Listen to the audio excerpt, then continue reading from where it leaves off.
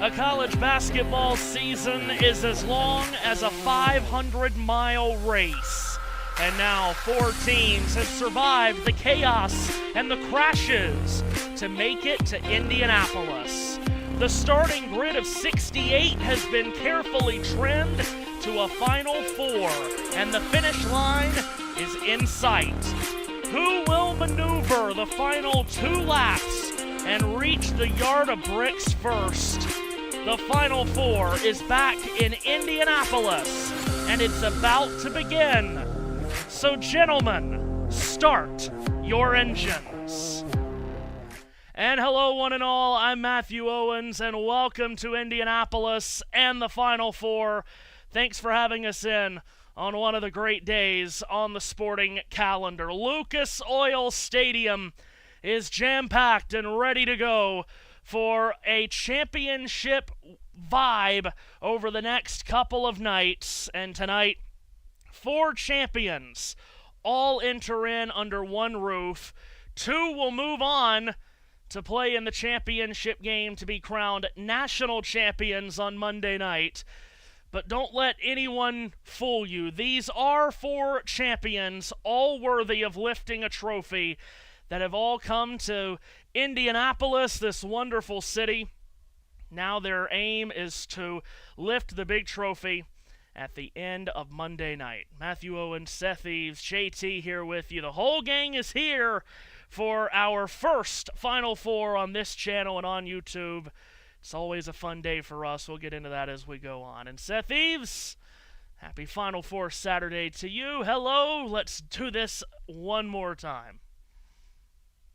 Happy Final Four Saturday to you. Over 350 Division I teams got the assignment, if they chose to accept it, when the season started back in November. And we weaved through on into conference tournament weekend and on to the big show when 68 got their names called. And now, in 3 frantic weeks, 64 teams have bit the dust, and a fabulous Final Four awaits. And it's going to be a history-making Final Four one way or another, depending on which one of the 4 teams wins it. 4 teams win it. If it's Michigan or Illinois, it's the first championship for the Big Ten since the year 2000. If it's Arizona who claims it, they'll be the first team from the West since they themselves did it in 1997. And if UConn wins it, well, something that some thought would have been unheard of in this modern age of parity, a dynasty. If UConn wins the title, they'll be the first team to win 3 of 4 titles since 1975, John Wooden's last championship at UCLA. UConn and Illinois meet first. The Huskies have owned the Illini recently, the infamous Elite 8 game 2 years ago, and then earlier this year, UConn winning by double digits in the regular season. Illinois, though, with a huge crowd advantage, a little more than 200 miles from Champaign to Indianapolis. And UConn, after a thrilling win over Duke, now ready for a 3rd crack at the championship cherry, as Dan Hurley looks to add his name to the list of legendary coaches that have the scant few that won it 3 times.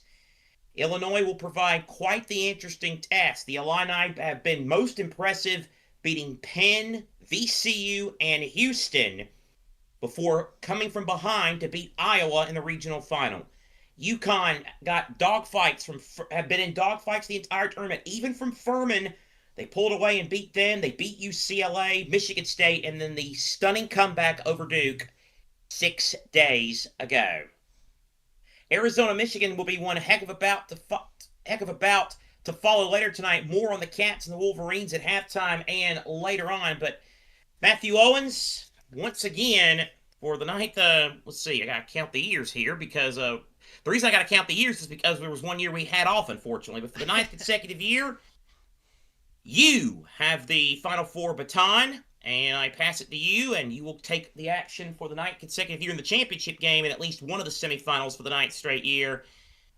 This is one of our favorite days. It's in one of our favorite cities. Let's hope for 3 cracking games tonight and Monday, partner. Yeah, let's do it. We're going to have a lot of fun, and like you said, hopefully we get 2 good games, 2 great games tonight, and one again on Monday night.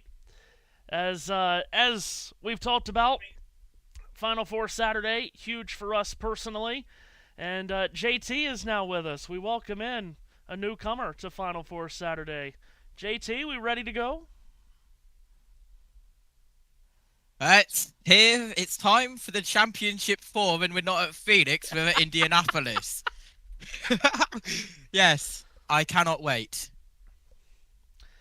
Well, it should be a great weekend. It always is. Final Four Saturday truly is one of the great days on the sporting calendar, as these four terrific teams all join up together, and they will forever be linked in college basketball history because they come to this same Final Four.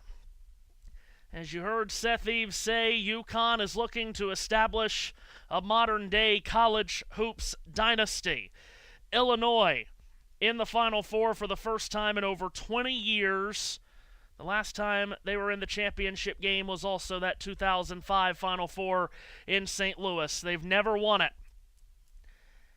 And these two teams, UConn and Illinois, it's going to be a battle, and we're underway in the 2026 Final Four. UConn controls the opening tip, and they are in home whites as the higher seed, and they get started with a right corner three that misfires, rattling off the rim from solo ball, and it's Illinois down with the rebound. One of the best rebounding teams in all of college basketball, this Fighting Illini squad from Illinois. David Merkovich up top. Hands off for the Big Ten's Freshman of the Year. Keaton Wagler drifts right. Centered ball, top of the key. David Merkovich up for three. Misses off the heel. Rebound is run down by UConn Silas Demery. And here comes Connecticut into the front court. And Demery with a quick trigger. Right arc three, no good. Rebound bounced out to the perimeter. And Kylan Boswell is up with it here for Illinois. He stops in transition on the left elbow and flips it back to the perimeter. Illinois attacking from our left to our right. Orange crush uniforms, dark blue numbers, white trim. This international flavored roster making it to Illinois' first Final Four since 2005, and one of the Americans and an Indiana-born Hoosier, Jake Davis from McCordsville, launches a right-wing three that comes up short. UConn the rebound, and we're still searching for the game's first points in this big dome, and a good way to get it is maybe for UConn to lob inside for Terrace Reed, which they do, but a foul is called on the floor against Illinois, and Reed is going to be, well, tough to handle for this Illinois defense. There's not a defense in all of college basketball that wouldn't say Reed is tough to handle. He has been a monster in this tournament. Ball inbounds from underneath, out to the perimeter, right of the Final Four logo at midcourt. It's caught by Demery. Transfer from Georgia, originally out of Raleigh, North Carolina. Drifts to his right, cuts back left, feeds the wing. Mullins, the Sunday hero against Duke, cashes in a three. The first points of the Final Four goes to the Huskies. Mullins, a Hoosier as well, of course, from Greenfield, Indiana. The freshman that nailed that 35-footer in the final second on Sunday to beat the Blue Devils. Off that outrageous comeback. Illinois on the offensive end. Keaton Wagler spins into the paint. Hooks up a layup that doesn't go, but he's able to find his own rebound in the paint. Backpedals to the outside and resets the offense to Boswell. Cuts right. Euro steps into the lane, and he can't find the in-tight jumper, but he does draw a foul, and it's on Mullins defensively. Well, the officiating really determines just about every NCAA tournament game, because you've got these teams that normally don't know each other very well, that's normally out-of-conference opponents, as Boswell hits the first free throw to get Illinois on the board. But officiating certainly will be a big focal point of this game, because these are two very physical teams. And does any foul trouble need to be maneuvered through from these two head coaches, Brad Underwood and Dan Hurley? Boswell hits the second free throw, so Illinois on the board.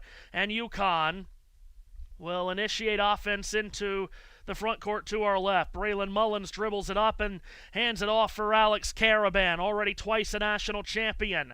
For Demery on the left wing, entry feed for Reed. Mid-post left, backs his way in, turns left, and kisses it off the glass and in. Reed's first field goal puts UConn ahead 5-2. Senior from St. Louis has been near unstoppable in the tournament. 22 points, 13.5 rebounds a game. At the other end, Illinois on offense. To the outside, Wagler straight on three. Skitters off the cup, no good, and there's Reed picking up a defensive rebound there. Of course, he had a 27 rebound game in the first round against Furman to go along with 31 points, and that has set the tone for him in this tournament. Here's Mullins off a screen, getting open and flashing in a left wing three, and a good start for UConn.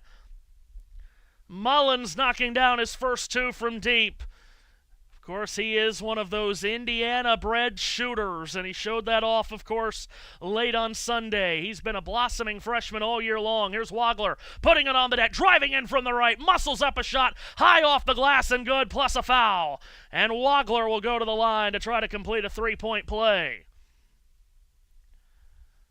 Wagler initiating the offense. The foul is on Silas Demery, who could not get out of his way.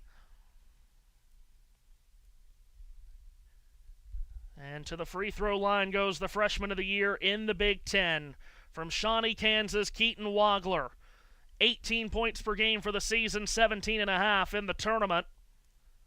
Had 25 in the regional final against Big Ten rival Iowa last Saturday. He knocks down the N1 free throw. 8-5 lead here for Connecticut. As inside Lucas Oil Stadium in Indianapolis.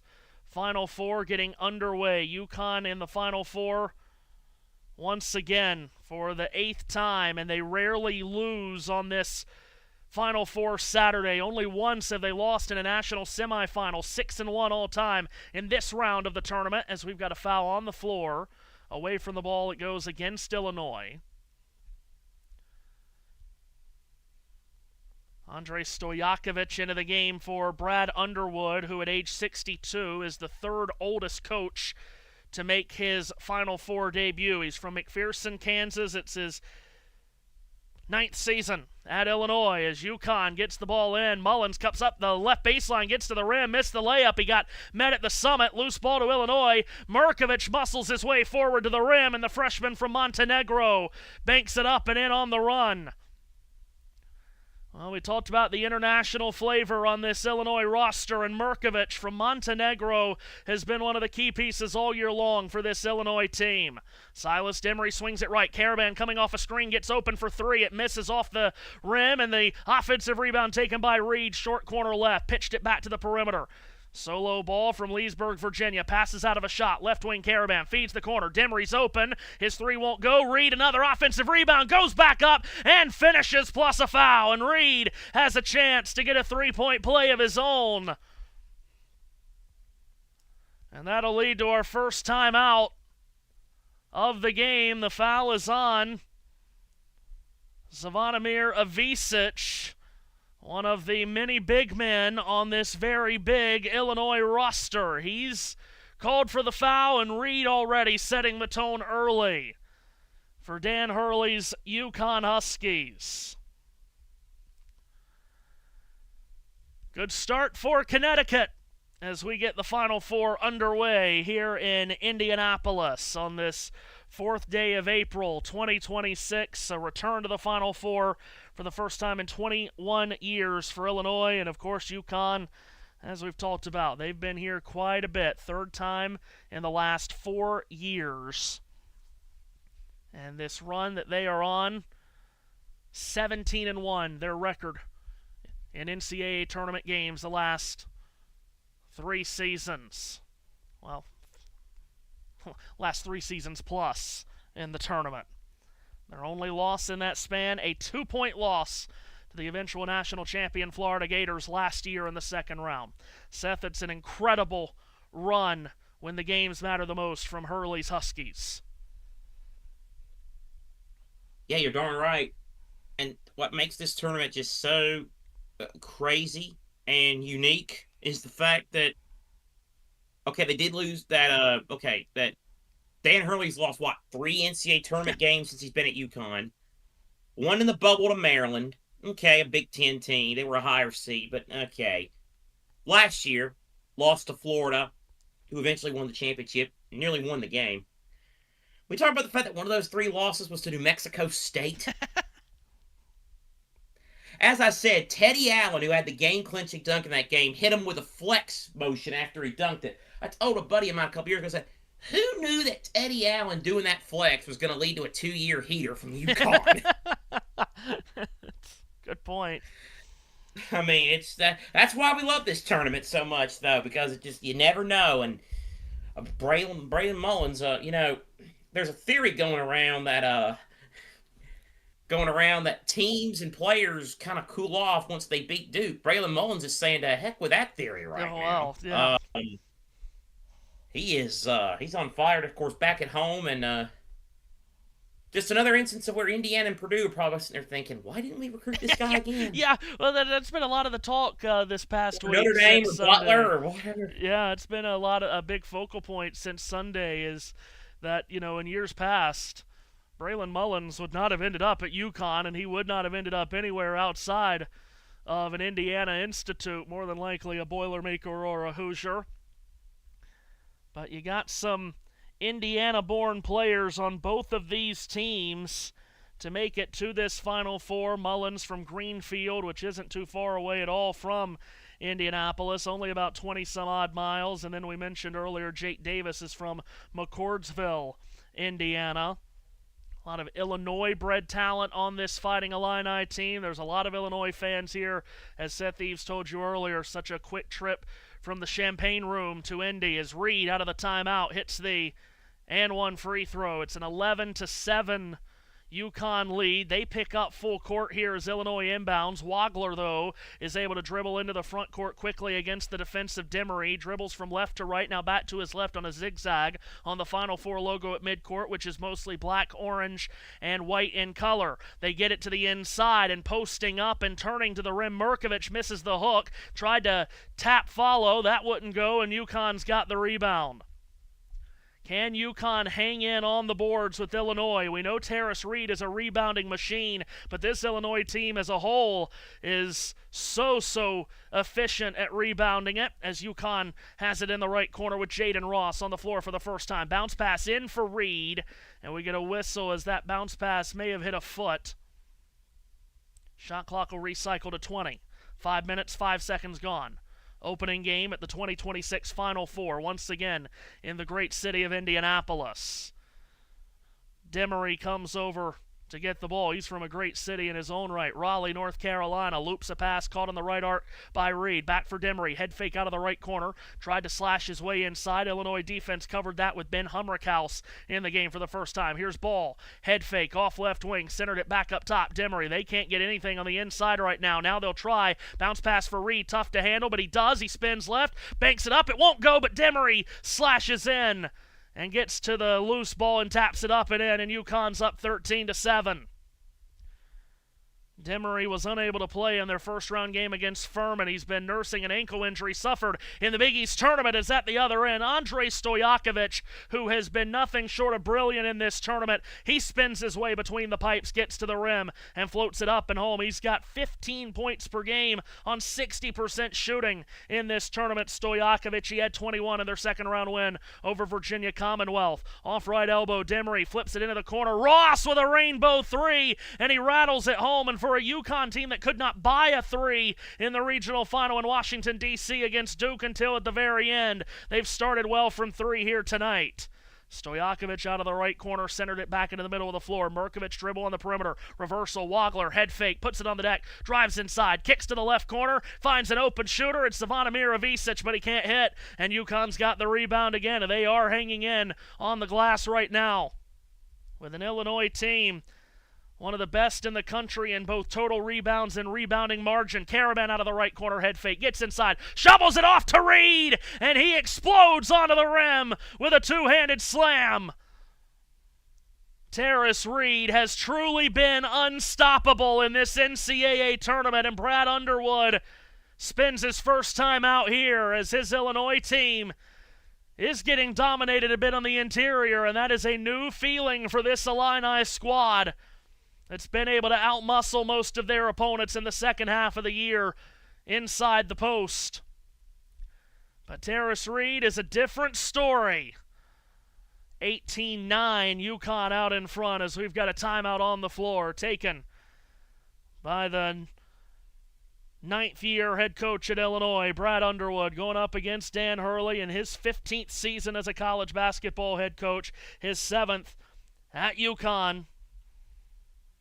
And a guy that has been, as Seth told you earlier, brilliant in this tournament at UConn, and even before then, 17-5 is his lifetime NCAA tournament record. That's pretty darn good. Of course, he was at Wagner and Rhode Island before coming to UConn National Coach of the Year just 2 years ago. And many people believe he is the best head coach in college basketball right now. Of course, not many current college basketball coaches in the present day, Seth, have 2 national championships. Bill Self does, of course, at Kansas, and Hurley at UConn.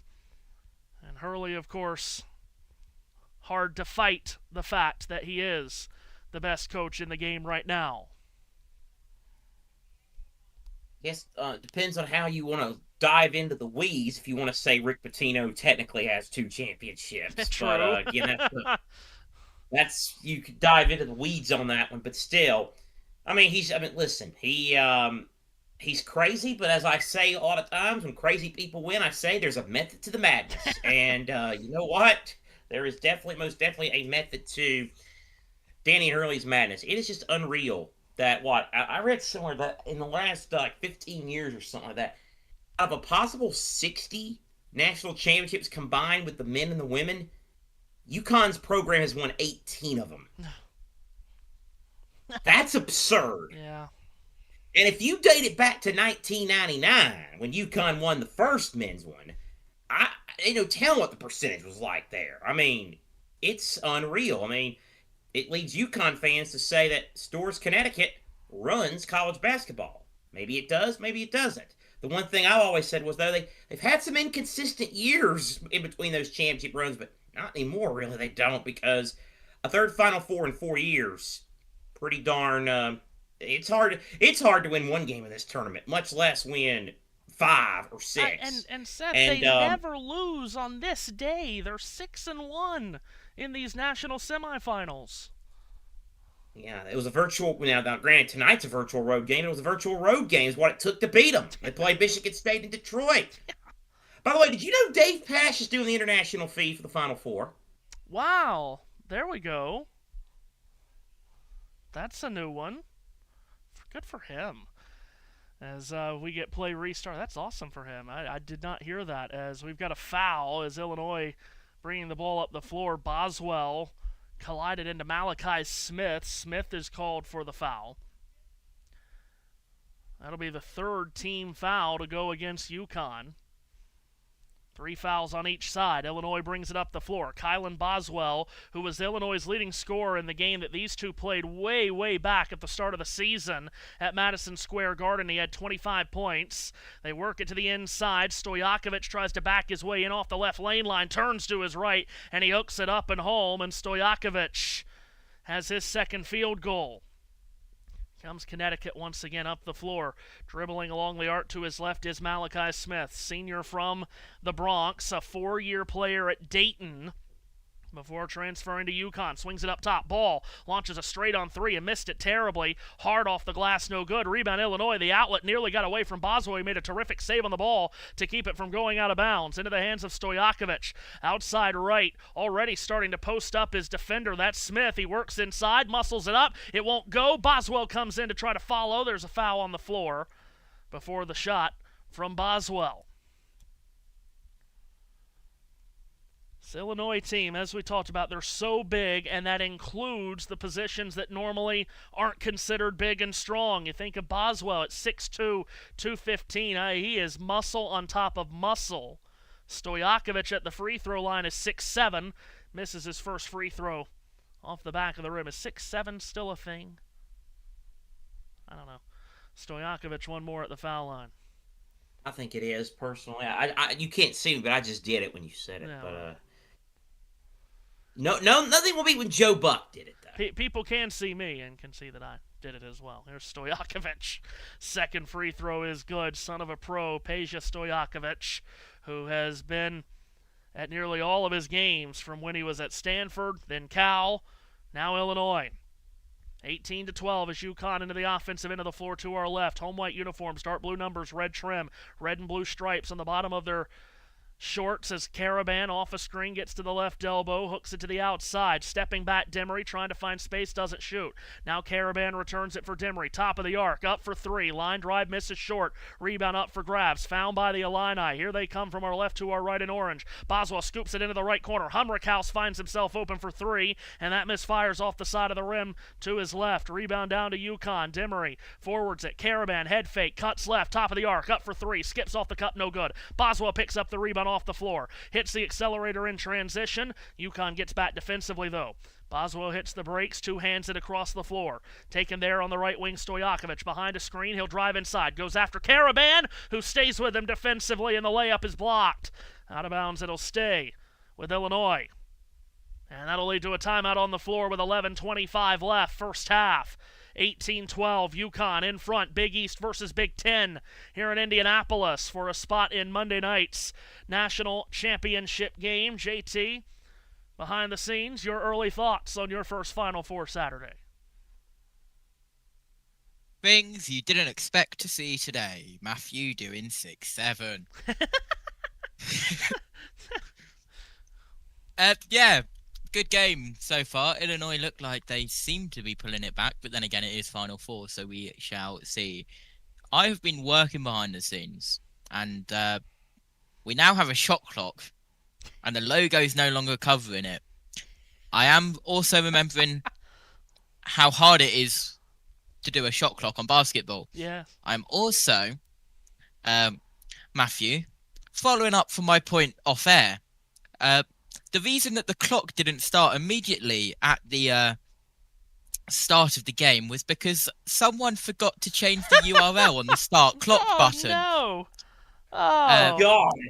I also worthy mention to the I Kissed a Brick smug on your shelf with it being Indianapolis. I can see it on my screen right now behind you doing whatever that thing is. Yeah. God. Oh boy. JT, that should. Well, actually, no. It's in next year. It's in Detroit. If JT is still with us when it's in Vegas in a couple years, Matthew, what we need to do is we need to have our own. We're all gonna go, and we need to have our own USN special. JT goes to the Final Four. I mean, like the first year that Romo did the Super Bowl with CBS, and then Tony goes to the Super Bowl. Yes. Like JT goes to the Final Four. That would be a. Oh man, but all I will say is that at the moment, my focus isn't the Final Four, but it is another event in the US. Oh. Next year. Let's see. The O'Reilly race is over, so. Oh, Banana Ball? Daytona. Oh. I know what you're talking about. You talked about this not too long ago.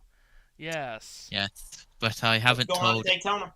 I haven't told anyone else except Matthew, so I am keeping quiet. Yeah, we'll hit that one a little later. But real quick, I want to mention that UConn Michigan State game in Detroit all those years ago. That was the first Final Four for Clark Kellogg as a game analyst, and he about jumped across the scores table on that Summers dunk. He did. You are right about that. It's very strange behind the scenes talk here. And Seth, I think, will agree. It's very strange for us to be watching a Final Four with ESPN graphics. It's very strange. Very. Those ESPN graphics that are terribly outdated. Second, when I first saw it, I was like, these graphics look funny. I was like, oh, that's right. It's the international feed, and ESPN does the international feed for the Final Four. So it took me a minute. But I'm so happy to hear that about Dave Pash. I really am happy to hear about that for Dave Pash. I really am. That's Turner Sports, by the way, not Josh Turner. Josh Turner, you're fine. Your graphics are fine. Wait, hold on. So, am I seeing the international feed right now? Yes. Interesting. Yes. This is not the American. It is a full circle moment. We're in Indianapolis and we've got an international feed. It is like we are at IMS. Back to the game. Illinois inbounds out of the timeout. Tomislava Visic launches a left wing three. It misses. He's been quiet early. Rebound was ripped away defensively by Demery. UConn into the front court to our left. Demery takes a high screen from Jalen Stewart, who has barely played in this tournament. Demery again. He'll cut down the middle. Kicks to the right corner. Stewart catches, fires a three. It misses. Rebound up for grabs out of the near corner. Doing a great job to keep it from going out of bounds was Wagler, and here comes Illinois. Wagler under a left-handed dribble. Blitzed with a quick double. Now Mullins fades back to his man. That's Visic, who he tries to defend. Tomislav. They get it into Tomislav. Dribbles in from the right. Double comes, and he dribbled it perhaps off his leg. No, saying it went off the outstretched fingertips of Mullins. It's out of bounds. Stays with Illinois. Shot clock at 12.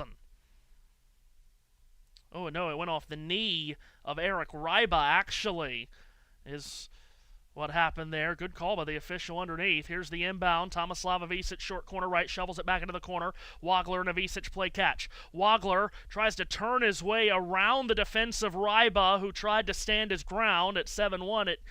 He can do that pretty easily, but he's called for a blocking foul there. Fouls starting to rack up a bit here on UConn. That's 5 in less than 10 minutes. This is a very deep Illinois team, and UConn doesn't have as much depth, and foul trouble could impact them more than it would Illinois. Oh, and there's another foul on the inbound. Stewart, trying to contest the catch from Merkovich in the high post, is called for the foul. Now, perhaps a foul on Stewart isn't as impactful. As we talked about, he's barely played in this tournament, but still an impactful player when he is on the floor. As Illinois inbounds, and up top, Wagler takes a very long three from straight away, and he cannonballs it in. And Illinois fights back to within 3. They had missed their first 6 from three-point range. At the other end, here's a three by Jaden Ross, and he answers right back. Far right corner and down. Jaden Ross out of Bristow, Virginia, national champion with UConn 2 seasons ago. Here's Illinois on the ball once again. Wagler tries to get around a hedge, swings it right. Visic inside. Boswell, airborne catch against Mullins, creates space, flips it up and in. That's a strong basket there by Kylan Boswell, who, as mentioned, scored 25 points when these two teams played in the regular season back in November. He was the Illinois high man. Wagler, who, of course, has been the best player on this Illinois team for much of the year. He was limited to just 3 points on 3 shots taken in that regular season game. Here's Mullins with an off-balance three off right wing. That bounces off the rim to our left, no good. Rebound off the floor to Merkovich. Wagler brings it back up. Wagler under a left-handed dribble, swings it to his left, top of the key. Driving his way inside, Tomislav Visic had it knocked out of his grasp and out of bounds. Of course, again, this is a regular season rematch in a game which UConn won fairly comfortably, but how much can you take away from that game, being that it was so long ago, and the fact that this Illinois team, the Illinois team that played that game and the Illinois team that's played in this tournament and playing tonight, not the same team. Wagler has become a real superstar. They actually called that a foul. That led to the whistle, and Illinois is now in the bonus, and Tomislav Visic makes his first free throw. Junior from Croatia, his twin brother Zvonimir on this team as well. The Flying Visic's have teamed up. Big Z is what they call Zvonimir, who of course is well-traveled in the college game. Started at Kentucky, then followed John Calipari to Arkansas last year before he came to Illinois, enticed him with the champagne room. He hits the second free throw, 2-point game. Illinois in the bonus for the last 9 minutes and change of this first half. They could shoot a lot of free throws here to really turn the tide as we're just past the midway point of the first half. UConn ball with Caravan coming out on the edge of the logo. Feeds it left for Ross. Forks it into the left corner. Mullins backpedaling against the defensive Davis. Entry feed for Reed. Left of the lane. Tries to back his way in on a Visic. Davis comes to double momentarily, and we get a whistle and a foul. It's on the floor. It's on a Visic. Those are two dudes going at it right there. Reed, 6'11", 265. Visic is 2 inches taller, but 10 pounds lighter at 7'1", 255. What a matchup. Inbound coming from underneath. Shot clock recycling to 20. In for Reed. Left baseline. Davis comes over to double. Spit back to the outside for Caravan. A reversal Mullins. Left baseline drive. Running floater. Missed everything. And it's Illinois there for the rebound. Mentioned how great they are on the glass, this Illinois team. And here's a three at the other end for the lead. Missing off the heel, but right there on cue. An offensive rebound, this time found by Wagler, who turned, pivoted his way up the right baseline, dribbled into a crowd, but found Boswell for an 18-foot jumper that missed short off the front of the rim. Rebound to UConn's Jaden Ross across the timing line, into the front court to our left. Far side right he comes. Inside the arc, pulls up with a baseline jumper that goes begging off the side of the rim. Rebound down to the Illini. Tomislav Ivisic brings it back up. Make that David Mirkovic. Mirkovic out to his left on the wing. Hand off Boswell. Mirkovic sets a screen. Now it's Ivisic off the right. Shoveling it back to a trailing Boswell. Those two play catch on the perimeter. Boswell at the top of the key. Wanted to take the three. Thought better of it. Pass got deflected by Ross, but it was found. And then hitting a three is Ivisic to give Illinois the lead. First lead for Illinois comes just past the 12-minute mark as Ivisic lashes down a three. Mullins at the other end for UConn, triggers it right for Reed, handoff Demery, who rolls back to his left along the arc. Demery right-handed dribble, two-handed pass into the near left corner, Ross entry feed. Reed, mid-post left, tries to back his way in on Ivisic. He does, then dumps it off. Demery got doubled underneath, played it back to Caravan, who got up and was rejected harshly by Mirkovic. Boswell off and running the other way, in transition, banks it up, no. Davis tip back, wouldn't fall either, and Reed finds the rebound for UConn, empty trip for Illinois. Here comes Demery, hits the Jets. Now finally comes to a halt on the hash mark far side. Cuts back middle of the floor. Top of the arc. He'll take a three. It's off the heel. Long rebound out to the hands of Mullins. Feeds it into the right corner. Caravan turns the corner. Gets a paint touch. Kick out. Left wing. Demery loses the dribble. Picks it back up. Shovels it. Mullins splits through two defenders. Bounce pass Reed. Covered up by Ivisic. Goes up anyway. Gets denied. Oh my goodness. A block by Mirkovic. And Illinois got the loose ball. Illinois players stopped playing. I think they thought there was a whistle. There was none. Mirkovic might be bleeding a bit from the nose. They play on. Illinois ball. The bigs of Illinois making a difference now after a bit of a nervy start. Wagler, top of the arc, steps back, lets a three fly and misses everything with it. Out of bounds, untouched. It'll belong to Connecticut with 6:25 to go in the half. I'll say this, real quick, Matthew. I'll say this. And I'm going to step aside for a brief moment after this. But I do want to mention, so Illinois up one. I'm sure you'll agree with me, Matthew. They could be up by a lot more if they didn't rush some of these threes that they've missed. They have rushed a lot of their missed threes. They just used the size advantage because they're using it on the defensive end, that's for sure. But if they could quit rushing some of these threes, then they would be in good shape. Yeah, I agree. So again, I have to step aside for a brief moment, but I'll be back soon. Yeah, enjoy. Timeout on the floor. Matthew? Yes, JT. You will be glad to know that USN got quoted in the NASCAR O'Reilly Auto Parts Series race today. Oh, did it now? There was some issues with one of the scenes, and I used the line, and by the way, I did quote you, and credit was given, so please no copyright. Or he press on like a lean nail was used. Oh, I need that clipped and sent. I will have to find it, but I can't remember when it was, but I think it was during the first couple of laps sometime. I might... Let me see if I can find it in this break, which will probably be no, I will not be able to, because I don't think I can scan like a 2-hour plus broadcast in 2 minutes. No, I don't believe you can. Sorry, 3 hour. Oh, 3 Well, hours. 3 hour, 8 minutes and 6 seconds. My goodness. Congratulations to Minnesota's William Sawalich, first career Grand National Series victory. Coming today in Rockingham, North Carolina at the Rock. That was a terrific win for Sawalich. as he was able to get it done. 42nd career start, if I'm not mistaken. As we are just about set to come out of the timeout here. Brad Underwood, as I mentioned, 9th season as the head coach for Illinois. Before that, at Stephen F. Austin and Oklahoma State. And he has been so impressive in his time leading this Illinois program now for a number of years, and has gotten them here to the Final Four, a place where they haven't been in over 20 years. Prior Back to sooner than I thought. 2026. Oh, Really, really? what I thought I was going to be going for was not done yet. Oh, So very good.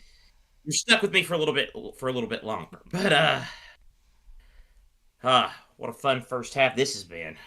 It has been a fun first half, and it's almost felt like, not sure if Illinois was just a bit nervy on the tip, or if UConn was just really ready to go. But Illinois did not start very well, but they have really found their sea legs here. And a 22-21 lead for the Illini. UConn will inbound out of this timeout once they get the floor back to everyone's liking. Meanwhile, Tomislav Ivisic, who took that hit up high prior to that last timeout, is on the bench here. Doesn't look to be bleeding as I thought he might have been, but he is getting a breather on the bench. UConn into the front court as play restarts. Demery up top finds Karaban, swings it to the left corner, open for three. Mullins misses off the side of the rim. Demery flies in for an offensive rebound, and then he tried to bank it out of bounds off of Zvonimir Ivisic, but when he slapped it off the leg of Ivisic, it ended up caromming off of his leg as well, and it'll go to Illinois. Illinois playing in their first Final Four game since they played in the championship game in St. Louis, 2005 against North Carolina, a game in which, much like today, they were basically playing a home game but lost that title game to Roy Williams and North Carolina. As Wagler gets it on the inside, and from left of the lane, Big Z with a pull-up floater that wouldn't go, and a foul going for the rebound. Karaban had it, and then Merkovich fouled him. And that's a cheap foul there for Merkovich. There's really no sense in trying to get the ball back. Karaban had two arms around that ball. It's a poor foul for Merkovich to give up. So here's UConn on it. They have not scored now in nearly 5 minutes. They've missed 10 of their last 11 from the field. Karaban off the top of the arc, down with a dribble. Swings it left to be taken by Mullins. Mullins a backpedal behind a screen. Centers for Reed. Takes a couple of dribbles. Gets into the lane. Pushes it up with the right hand. Swirling miss. Rebound down to Illinois and Zvonimir Ivisic. That's 11 of 12 now from the field that UConn has missed. Wagler initiates the offense. On the hash mark, far left wing. Brings it back to the middle of the floor and swings it for Stojakovic. Change of direction. Drives, spins to the rim. Forces it up. It won't go, but a foul's called. And another foul going against UConn here. And as I mentioned earlier, these fouls are piling up, both team fouls and personals. As this one's going to go against either Ball or Reed, as they both converged on Stojakovic. It's on Reed. Now they can ill afford to have him in any kind of foul trouble, as Stojakovic misses the first free throw. They do have another big that they can cycle in, 7-footer Eric Reiba, freshman from Germany, but he has barely played in this tournament, averaging less than 8 minutes a game. Now, whether that's because Reed has been so good or whether Hurley doesn't trust the freshman Reiba in this tournament, you can certainly argue. Second missed free throw from Stojakovic. He misses both, and the rebound down to UConn. Empty trip there for Illinois, who's got the momentum in their corner. They've done well to get the lead, but they're not building it. As out of the left corner, here is Ball, centering it up top for Karaban. Tried to loop it inside for Reed. Tough catch. He turns left and is able to hook it up and in, and UConn reclaims the lead. Nearly 6 minutes without a point. Reed stops that drought. And one could say that Illinois, if they were going to hold UConn scoreless for nearly 6 minutes, they should have ballooned that lead to 7 or 10 points. They didn't. They find themselves down by 1. Wagler from the top of the arc cuts back, drifts left. Mullins is on him after a switch. Wagler tries to take off between Mullins and Caravan. Caravan reaches in and steals it. In transition, Demery ahead. Mullins, Euro step to the basket, lays it in, plus a foul. Braylon Mullins has a chance at a 3-point play. Foul is on Merkovich. And that'll be the second foul of the half on Merkovich, and that's a big second there. Caravan with the great defensive play on the other end, and they ran the break terrifically. Mullins with the Euro step to go around Humrickhouse. And the foul on Merkovich trying to close out. Braylon Mullins, a future superstar in the sport of college basketball. However long he's going to be at UConn, he's going to be a star. We talked about that last week before he hit the shot heard around the world as he rattles in the and one free throw. He's got 9 first-half points for a guy that averages 12 a game for the season and the tournament. UConn leads by 4. Wagler into the front court.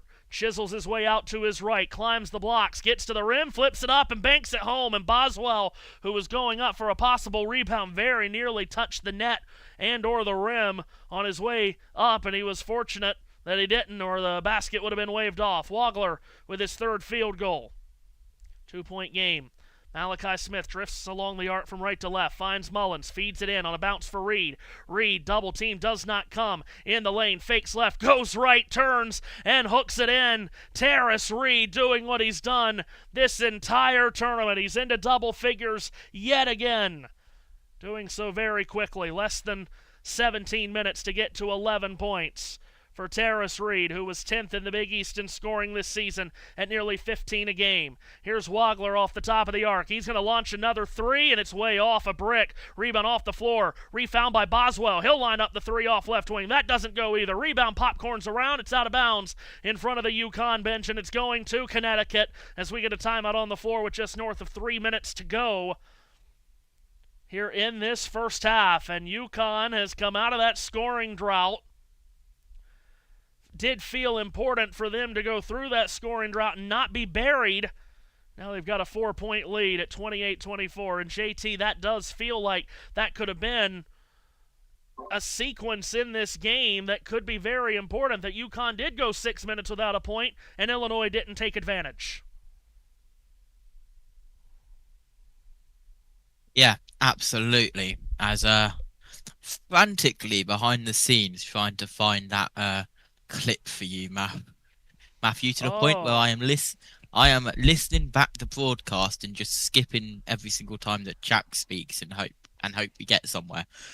Seth probably missed this last time, but Seth, a phrase was used on the O'Reilly stream earlier today on JBM by JT, and I cannot wait for him to play it back because he has snatched a line right out from under our noses, and I cannot wait to hear it. With credit given.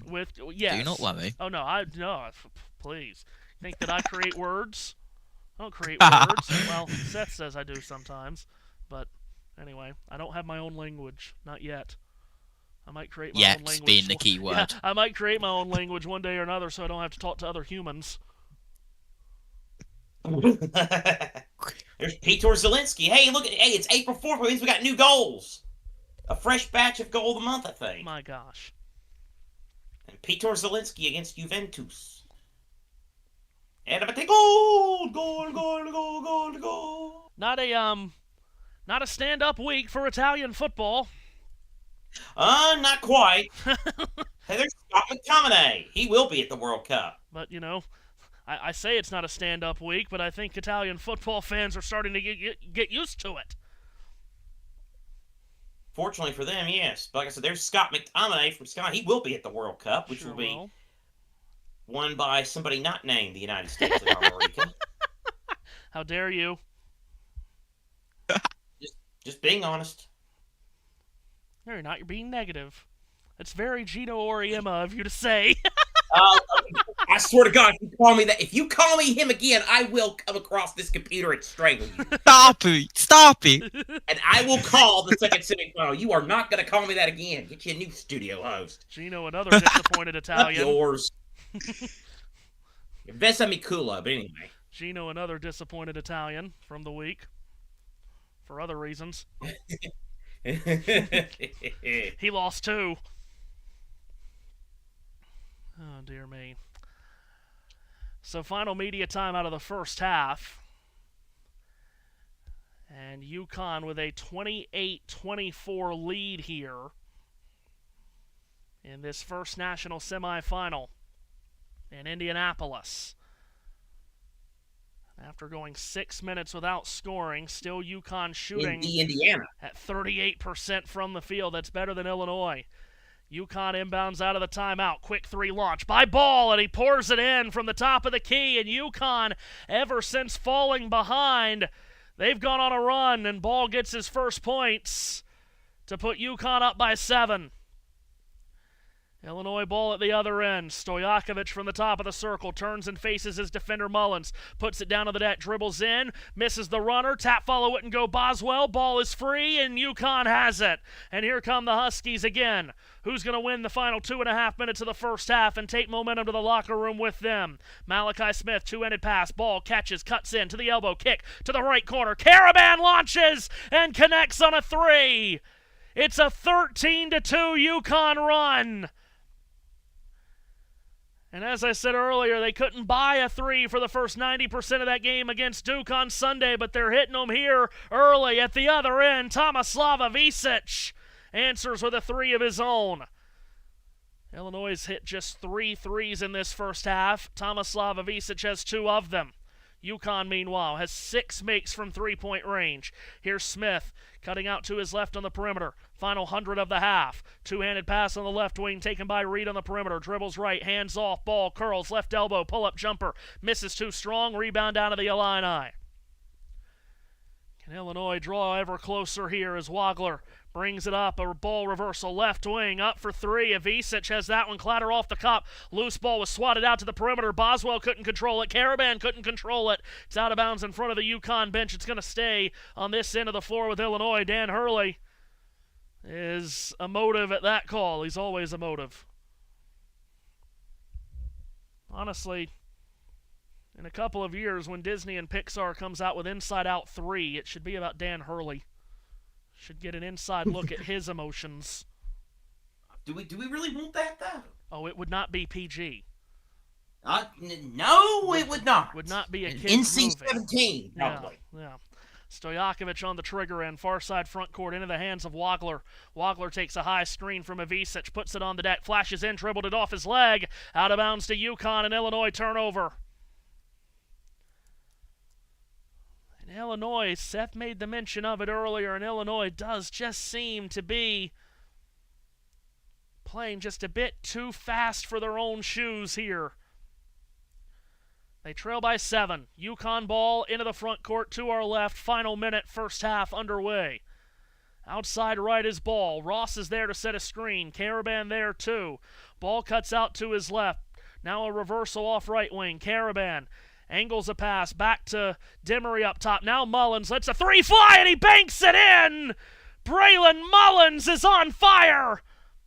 Filling it up from 3 in this first half. His 3rd triple and UConn's 7th.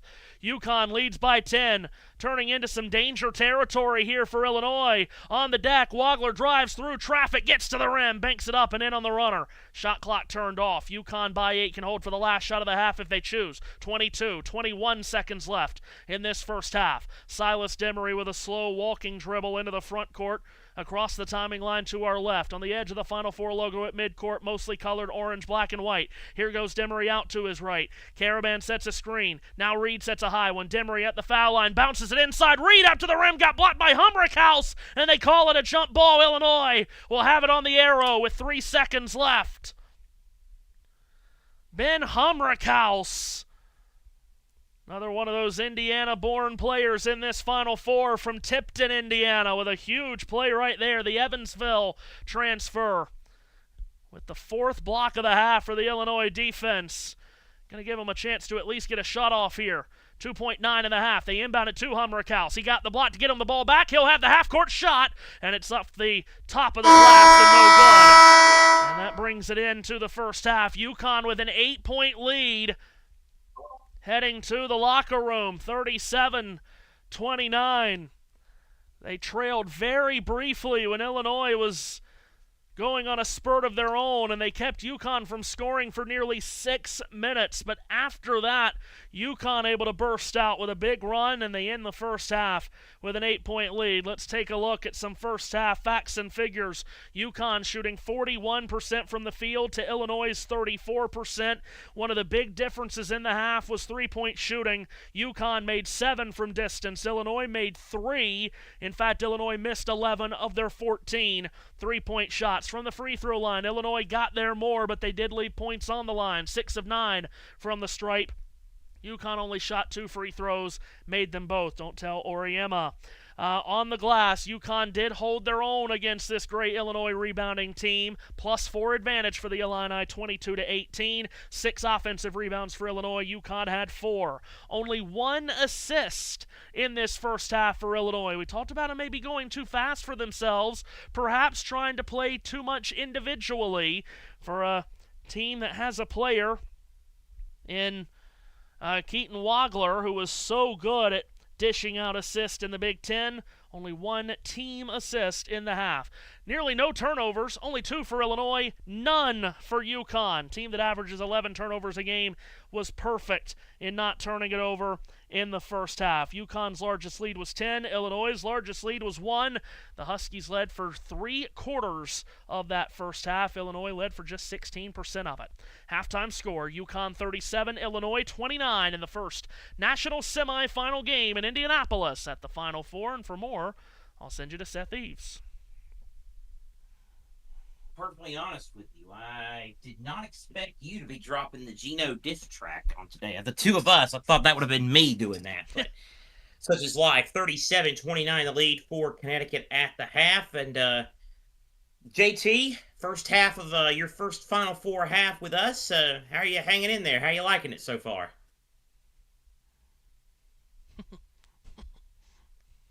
Silence. I did just see where he sent a picture of the 6-7 moment. Yes, he did. Okay. Does my microphone want to work? Hello. Yeah, we got you now. We got you now, bud. How you enjoying the first half here? How you enjoying things so far? It's good. And I've just seen what I've just seen, and I don't know whether to be concerned, surprised, or shocked. That's The video boards inside the stadium are already promoting the next time that the Final Four is at Indianapolis in 2028 for the women's and the 2029 for the men's. We are 2 and 3 years away from that. Yes, I don't now, unless if you're using your phone for your calendar, which a lot of people do. I don't think you can mark a paper calendar 2 and 3 years in advance, but okay. No, I don't think you can. Matthew has gone away. That's unfortunate. I was going to get his thoughts on this second game we have later tonight. A lot happening in the sports world, so let's get right into it as my computer again does that thing where it just clicks randomly, even though I don't touch it because it has a mind of its own. Again, second game later tonight, Michigan and Arizona. 8:49 is the official tip time. Could be a little bit later than that. It just depends. But it's this thing is so stupid sometimes. I swear, this computer. That tells you the computers don't have good shelf life. This is only a 4-year-old computer, and it's already acting like this. But anyway, I digress. Enough of my complaining about the computer. Michigan, Arizona to follow. We'll have it for you here as well. Earlier today, the college basketball crown, for those that actually give a darn about it, which probably isn't many, that final was set. The semifinals were today. Oklahoma's in the final of that. They won their 21st of the year. They beat Baylor 82-69. Sooners will meet West Virginia in the final tomorrow. Mountaineers beat Creighton 87-70, and thus puts an end to the coaching career of Creighton's Greg McDermott. So his great run ends as the head coach. Of course, we got the men's NIT championship tomorrow here on the channel as Tulsa will take on Auburn. Women's basketball today. The WNIT championship was earlier today. Congratulations to the Thundering Herd of Marshall. They won that by beating Illinois State 66-41. Of course, tomorrow, the women's championship game between South Carolina and UCLA, as the women's tournament is... I did not click the Atacama Desert, you stupid... I swear to God, I hate this thing sometimes. Oh my God. Anyway, South Carolina and UCLA, that'll be tomorrow at 3 Eastern Time, as we kind of get you in the groove here, as we now try to reset some things. Some news, a lot of big news in the women's college basketball world today. Gino Auriemma did apologize to South Carolina's coaching staff for his pathetic outburst at the end of last night's national semifinal game. However, he did not mention Dawn Staley by name. UCLA is also in jobs not done mode after their 2025 letdown. They beat Texas, of course, last night. A lot of coaches are being let go. In fact, depending on who you are and what your deal is, a Sweet 16 isn't even enough sometimes. After being the first team in the history of the women's tournament to go from the first four to the Sweet 16, Virginia still opted to fire head coach Amaka Agagwa-Hamilton. She led Virginia to the Sweet 16 for the first time since 2000. She went 70-58, 29-42 in ACC play. So, interesting developments going on there. Also, Georgia fires Katie Abramson-Henderson, the former UCF head coach, agreeing with the school to mutually part ways. Georgia went 22-10 this season, lost to Virginia in the first round of the tournament, interestingly enough.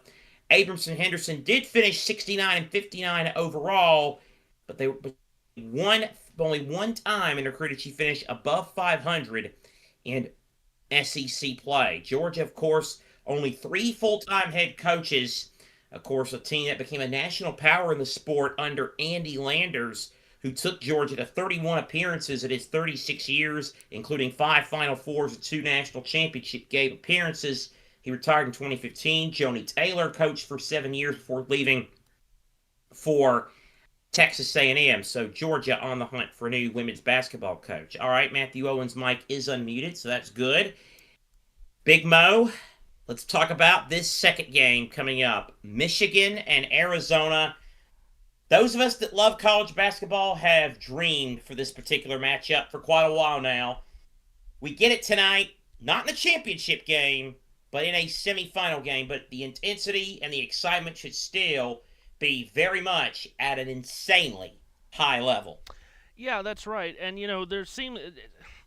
as a college basketball season goes on, I said it earlier, college basketball season is like a 500-mile race. And across the scope of a college basketball season, there normally are a couple of teams that stand out above the rest. Now, sometimes, depending on the year, sometimes that could be 2 teams, sometimes it could be 3, maybe in some years 5 or 6, but most of the time, it's normally somewhere between 2 and 4. And there's always a matchup that everyone wants. And this is the matchup this year. Everyone for so long has wanted to see Michigan and Arizona. Since we saw Arizona beat Florida on the very opening night of the season and then watched Michigan just destroy quality opponents in non-conference, I think we've all said, we want to see Michigan and Arizona. Especially being that we did see in non-conference Arizona, UConn, Duke, Michigan. But we didn't see this one. We want to see it. We're going to get it. It's going to be one heck of a game. It absolutely should. Winner plays Monday night against the winner of UConn and Illinois. All right, so let's get you caught up on other scores around the sporting world. NBA, light day in the association. 3 games, 2 are finished. Miami beat Washington 152-136. It was 2 of my favorite players, JT's number 1 favorite, and my probably number 1 or number 2 favorite, going at it today. It was Wemby versus Jokic, and the earth shook in the Rocky Mountains. Wemby went for 34 points and 18 rebounds with 7 assists, But it was Jokic who had 40 points, 8 rebounds, and 13 assists. He didn't have a triple-double. Well, what a bum. They should cut him. Denver wins the game in overtime, 136 to 134. One other game later tonight, Detroit, trying to secure that one spot in the East, takes on Philadelphia. By the way, Matthew, thoughts on Doc Rivers being inducted into the Basketball Hall of Fame, or being named as a Basketball Hall of Famer? I mean, we let everybody else in. That's exactly right. How about the National Hockey League? Hey, party over. They didn't have to play a game. Party time for Buffalo. Sabres clinch a playoff spot for the first time in, well, a long time. The Red Wings lose 4-1 to the Rangers today. That's a big loss for them. God. Minnesota beat Ottawa 4-1. Colorado 2-0 over Dallas. That's a big step towards home ice for the Avalanche. 4 games currently in progress. Boston leads Tampa Bay 1-0 in the second intermission. Pittsburgh leads Florida 8-2 in the third. Buffalo and Washington just underway. Also early in the first, the Canes and the Islanders. Later tonight, Montreal at New Jersey. Winnipeg at Columbus. Utah at Vancouver. Toronto at Los Angeles. Vegas at Edmonton. Calgary at Anaheim. Nashville at San Jose. That's a big one. And then Chicago at Seattle. As the playoffs are just about here, Matthew, if you can believe it. They are indeed. San Jose and Nashville, like you said, it is a big game. I had someone send me a message asking me if I would do that game, like this morning. Let me guess. Is he from Canada? No. This is I don't know who this person is. But he left a comment on one of my posts, and I was very grateful. Because I was getting ready to say, I mentioned to the Canadian when he was listening about 20 times last night, we were doing this today. So. Yeah. And I know he's smart, so I know he didn't forget all of a sudden, unless he had selective memory. Anyway. Matthew. Don't we all have selective memory? JT. Why am I seeing 2 blimps fly around the arena right now? You asked What me is as, happening? You asked me as if I know. I don't know. I don't either. We're meant to see the Goodyear blimp circle around racetracks around in this city, not the Chuck blimps or whatever they are called. By the way, seeing this shot of basically the entire stadium, I thought you about can't this. see the court. You can't see the ball. Well, you're so far away. Well, indeed. Yeah, that's a totally other issue. But I was thinking about this earlier, Seth, during the game. It just looks awfully dark in there. Now I see why. They have taken out all of the windows of the stadium that you'd see the sun come through in, like at Colts games.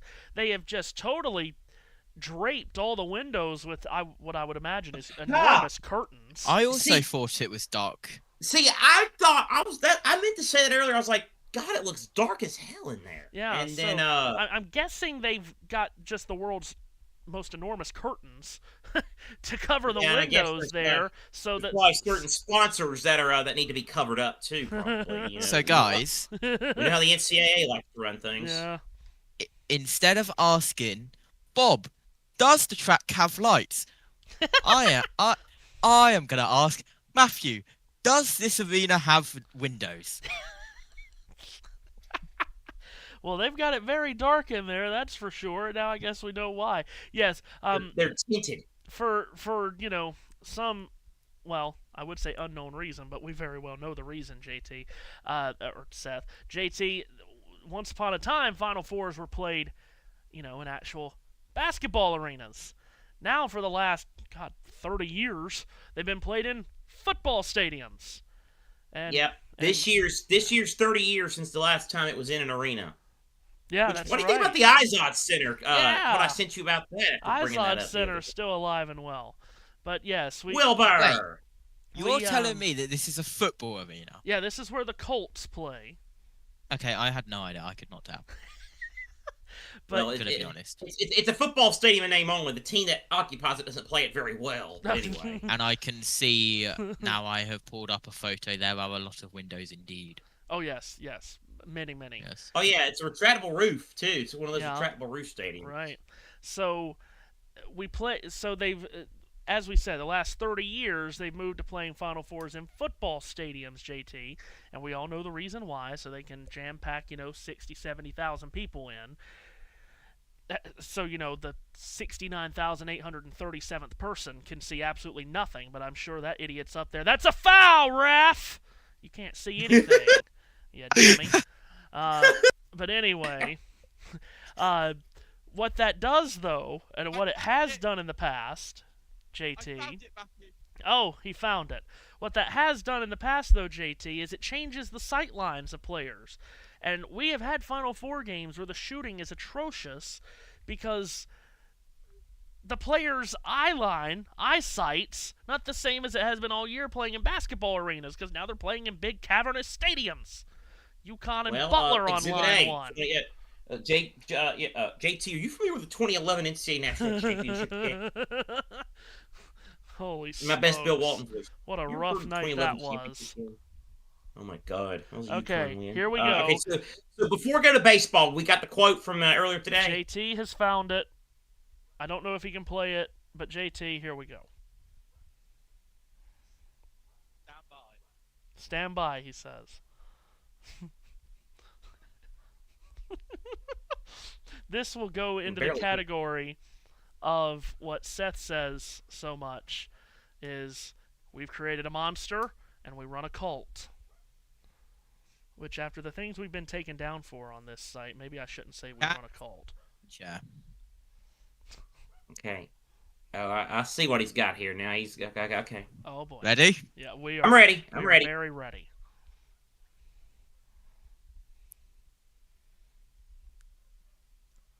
We can't hear. Oh boy. Oh boy. Oh wow. See, I thought he was going to do what he did last Saturday night at Arizona-Purdue halftime when he pulled out of these United States on me. That was awesome. Now I had the volume on that turned down, JT. So Seth heard it, I did not, and therefore none of the audience did. Can we replay that again, please?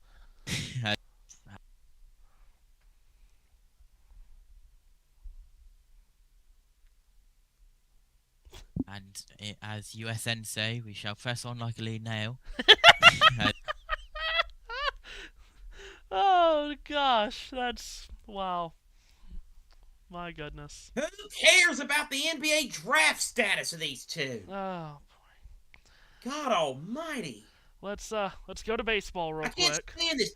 There is a cuff lit up the SEC in he's played himself into a lottery pick. Who the cares? No one cares right now, Larry. Let's go to baseball. Dang right, no one cares, Larry. Tigers beat the Cardinals 11-6. The game was called with one out in the top of the ninth. Huh? Oh, how far? Oh, yeah, with rain. Rain started falling with one out in the top of the ninth. The game was called. How far the mighty Cardinals have fallen. They're getting mercy ruled by the weather gods. I did that one. Oh, it is. I did that one just for you, Matthew. I did that one just for you, Matthew. For you, Matthew, and that damn BED. But anyway, Brewers beat the Royals 5-2 in Game 1 of the doubleheader they had.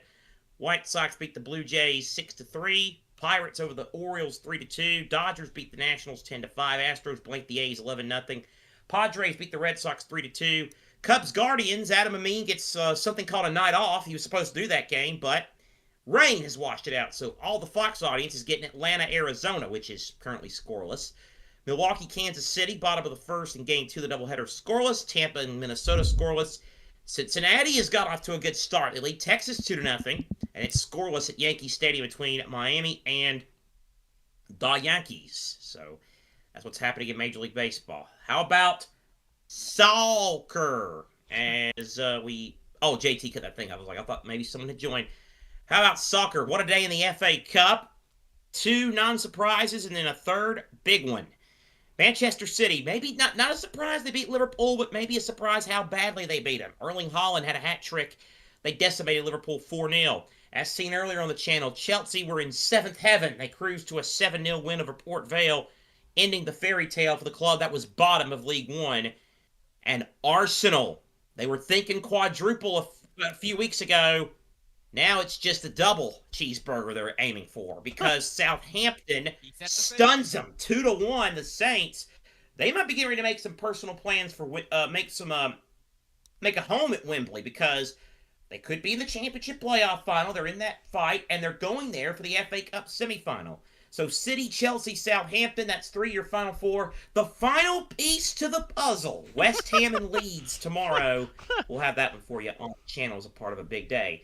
In La Liga, Barcelona might have wrapped up the title today because Real Madrid lose in extra time at Mallorca, and Barcelona beat Atletico 2-1. Barca now 7 points clear in the La Liga table.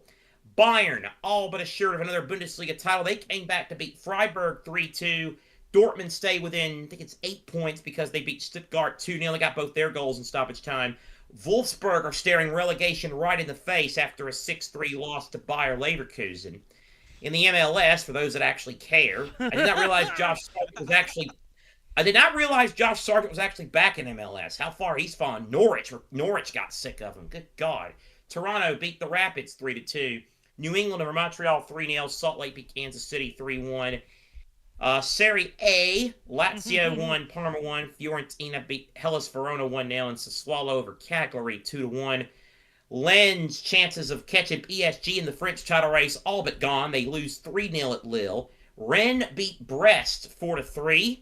And it was Strasbourg over Nice 3-1. No telling on when we get the next Nice-Brest game, the Dolly Parton derby. PSV beat FC Utrecht 4-3 in the Dutch Eredivisie today. FC Twente over Ajax 2-1. Porto drew 2-2 with Famalicão.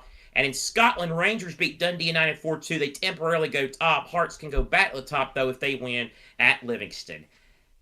That's the story from my desk. It's now time for the second half. UConn 37, Illinois 29. I send it back to the man himself, Matthew Owens. Thank you, Seth. An 8-point lead for UConn as they inbound and get the second half underway in their home white uniforms. Blue numbers, red trim, attacking in this second half from left to right. Alex Caraban angles it out to the left corner. Entry feed for Reed, who draws a double. Pitch back out. Caraban, extra feed on the left wing. Up for three. Solo ball misses. Flying to the rim for an offensive rebound is Caraban. He goes back up and gets fouled by Jake Davis. UConn made 7 threes in that first half, 3 by Braylon Mullins. Don't get that 3 to drop, but they're going to get free throws after the Caravan offensive rebound. As we said, UConn is definitely holding their own on the glass right now. A lot of people looked at this game as possibly, who's going to win the rebounding edge? Illinois' team or Terrace Reed on his own? But Terrace Reed has had some help on the glass so far. Caraban hits the first free throw. And now the second for the two-time national champion at UConn. He rolls it in. Senior from Southborough, Massachusetts, has had a decorated collegiate career. He pushes the lead to 10. And Illinois brings it back the other way. Wagler on the outside takes a big screen from Merkovich, and Wagler muscles his way inside. And a quick whistle as a foul is called, and both teams have a foul tagged against them in the first 33 seconds of the half, and Wagler is going to go to the line. Get only 1 assist for Illinois as a team in that first half. Wagler hits the first. We know Wagler, good assist man in the Big Ten, averaging over 4 a game for the season and basically 4 a game for the tournament. Spins the ball in his hand, second free throw is up and good. So both teams trade a couple of free throws on their first possessions of the second half. Full court press here from Illinois. UConn struggling to get the ball in, but Caravan does for ball. And now it's back to Demery. Strong first half for Silas Demery. And the junior from Raleigh brings it up. Plays it around the horn. Back to him off left wing. Puts it on the deck, cuts to the top of the arc. Demery is afforded space, and he's going to shoot a 3, and he drains it. Another Connecticut 3. They've hit 8 for the game now. And it's an 11-point lead, the largest lead either team has had. 42-31. Illinois back the other direction. They need some buckets on this end here. Wagler zigzagging on the perimeter, puts it on the deck, gets in the paint, floats it up with the right hand, all the way around the rim. It swirls and goes in. Wagler with a big basket. He's got 14 points. 13 make that to lead the way for Illinois. Demery into the front court, looks to his right, quarterbacks it that way for Mullins, slings it up top for Reed. Not a threat to shoot it on the perimeter, handoff ball, weave action, it's back to Demery. Demery looks outside right, swings it left, Mullins catches, puts up another three. Too strong off the heel, tap follow wouldn't go for Reed, and the rebound cleared away by Illinois' Tomislav Ivicic. Forwarded on the outlet for Kylan Boswell. Arizona transfer, lofts it inside for Merkovich, who was trying to spin off of Mullins after making the catch. Basket does not count, but a foul is called. It's on Mullins, it's on the floor. Fouls really did rack up in that first half against UConn. The only foul trouble that they got in, though, was really with bench players, but that's their first starter to pick up a second foul. Mullins, inbound top of the circle. Merkovich drifts out to his left, had it knocked away. He's able to recover. He's on the perimeter in a lot of traffic. Centered ball back to Davis. Davis now, the return for Merkovich is knifed out of bounds by an outstretched hand of Caravan. Stays with Illinois, but the shot clock down at 6. So Illinois is going to have to hurry here on the trigger. Boswell will throw it in, near side front court, does for Wagler, trying to shake free of Demery. Wagler from the head of the arc with the shot clock at 3, and he throws up a shot that he makes, but it won't count. There's a foul on the floor first, and that's against UConn as well. It's on Reed, so now just mentioned that Mullins a moment ago was the first UConn starter to pick up 2 fouls. Now Reed picks up his second, and the shot clock will recycle for Illinois. Inbound near side front court again. Boswell in for Wagler. Wagler out to his right, loses the ball. Stumbles to the floor to try to pick it up. He does, but Demery gets it back from him, pushed it ahead in transition. Caravan to the rim. Lefty layup won't go, but a foul is called on Merkovich, and that's the 3rd foul now on Merkovich. An enormous turning point in this game. Merkovich just picked up his 3rd foul, and that is an enormous sequence of events. An Illinois turnover off the inbounds. Caravan will get free throws, and Merkovich will now have to sit on Brad Underwood's bench for quite a while. Guy that's averaging 15 points per game in this tournament only has 2 so far, and now he just picked up a 3rd foul. Caravan's first free throw is good. My goodness. Second free throw from Caravan is good. UConn up by 11, and the experience and big game experience of UConn right now really seems to be the difference maker in this game. We've got another foul on the floor, though, against UConn. Just as Wagler got into the front court, Demery is called for a foul. Remember, UConn got into the Illinois got into the bonus with about 9 minutes and change left in the first half. That's already the 4th team foul. Inbound, Merkovich, who stayed on the floor, dribbles the ball off his foot. It's another turnover. Demery away with the steal. Flashes into the front court. Turns it back to a trailing ball. Ball from the head of the key. Up for 3. Missed it wide right. Merkovich snatches the rebound, and here comes Illinois. Ball, tough time shooting it. Here's Merkovich, catches left wing. Fires up a 3, and splashes it down from the outside. So Brad Underwood makes the decision after Merkovich picked up his 3rd foul to keep him on the floor. And Merkovich rewards that decision with a big 3-pointer there. 44-36. Mullins on the other end, quarterbacking the offense for UConn. Demery feeds the right corner. Ball the entry feed for Reed. Knocked away by a reaching in of Ivicic. Out of bounds, it'll stay on this end of the floor with UConn. Shot clock will be at 11. Inbound will come underneath from Silas Demery.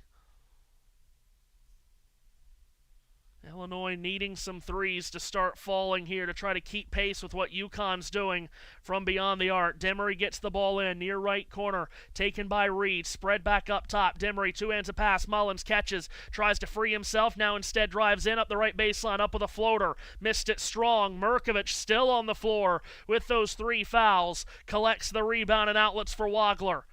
Wagler takes a Merkovich screen up high. Caravan out there defending the Big Ten Freshman of the Year. Entry feed, Merkovich, a bat down on Demery, sweeps it out top. Avicic, head fake, up with the left wing three, around the rim and out. Mullins, the defensive rebound and outlet. Here comes Demery, ahead for ball, catches and fires a three and knocks it down from the right arc. Well, we talked about how Ball was struggling to shoot. He was 1 of 5 from 3, but he sticks the landing on that one. UConn up by 11. Here's Illinois again. Merkovich with a screen up top coming from Wagler. Merkovich pivots on the perimeter. Feeds the right corner. Tomislav Avicic, entry feed. Back to Merkovich. Up the right baseline. Draws a crowd. Tried to throw it back outside. It's stolen. Mullins in transition with ball. Mullins to the rim on his own. Righty layup. No on the reverse. Rebound snatched away by Stojakovic. Here comes Illinois searching for answer. Stojakovic hits the accelerator. Gets tripped and fouled by Mullins on the floor. And that'll lead to a timeout 4.5 minutes in to the second half. And that foul is going to go on Mullins, and that'll be his third, the first Husky to reach a third foul. And boy, has he been terrific so far tonight, Mullins, with 12 points and 3 threes. Big foul right there on the freshman from nearby Greenfield. UConn up by 11 as we get a timeout on the floor. Well, I would be interested to know your thoughts, Seth, on what I mentioned earlier in the commentary. To me, this feels like, and I've said this week, Illinois is the better team. You just put the players on the roster up against each other. Illinois is better than UConn. But you've watched, what have we watched here? About 24 and a half minutes. They do not have the big game experience that UConn does, and UConn is using every bit of that to their advantage right now. That's why I was kind of scoffed. I mean, I get what you're saying about the better team. That's why I kind of scoffed at the notion that UConn was the underdog and for this game, had the worst odds of the 4 to win it. I was like, you sure you want to do that? Because first of all, Dan Hurley, is going to use that he's like Kirby on the other. He's going to use it as bulletin board material and spew his nonsense. That's one. Two. He's and two, it is big game experience. I mean, I think I read somewhere, and you might have said it. Now I've been in La La Land, so if so, I apologize. Alex Caravan, I think, is the first player since ages that's played in 3 Final Fours. Yeah, and this game is his 150th at UConn. That's the most games ever played at one school by a men's college basketball player. Mine might be the last time we see that for a while. Yeah, I agree. And hopefully it is. That's not an anti-Caravan or an anti-stay-where-you-are thing. We don't want extra years of eligibility. Oh, correct. Yeah. Well, Illinois is getting good look. It reminds me of that UConn Butler, but Illinois like Butler, getting good looks. Yeah. Not hitting them. And Merkovich picking up that third foul is huge. JT, if you tried to say something there, we barely heard you. Let me try this microphone. Hello. Hello again. Random timeout chat here just before we get underway. Do you guys have cream eggs over there? No, I've never once heard of it. Okay. Now, hold on. Are you talking about the Cadbury cream eggs for Easter candy? Yes. Oh, yeah. Oh, yes. I terribly misheard you if that's what you said. Yes, we do have The that. question is do you have it in a chocolate bar? Again, I would not know. Or is that a UK only thing? That's not my favorite Easter-themed snack, I will say. And anybody that can see me can see I enjoy snacks. And I am a snack myself, if I must say so. Here's on the inbound. Kylan Out of context. Brings it back up and will dribble his way into the lane. Forces it up with the right hand while airborne, swirling miss. Rebound snatched away by Demery as I continue play-by-play commentary fresh out of that line. Demery across the timing line into the front court to our right. Picked up defensively by Stojakovic. And Demery trying to dig underneath the body of Stojakovic there on the perimeter draws a foul. I'm a snack.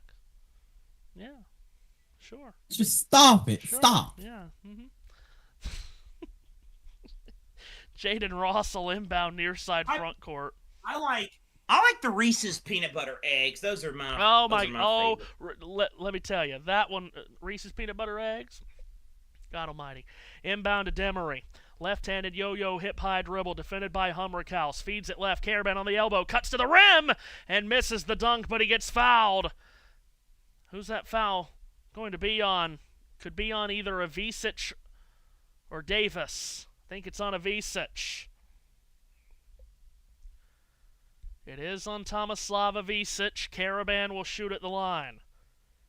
Can't wait for the first comment. You are not a snack. You don't know what that means. Yes, I do. Caravan at the line. Hits the first. Illinois, please, mate. You do not need to get this to be more of a blowout and just get more out of control than it already is. Caravan's second free throw is good.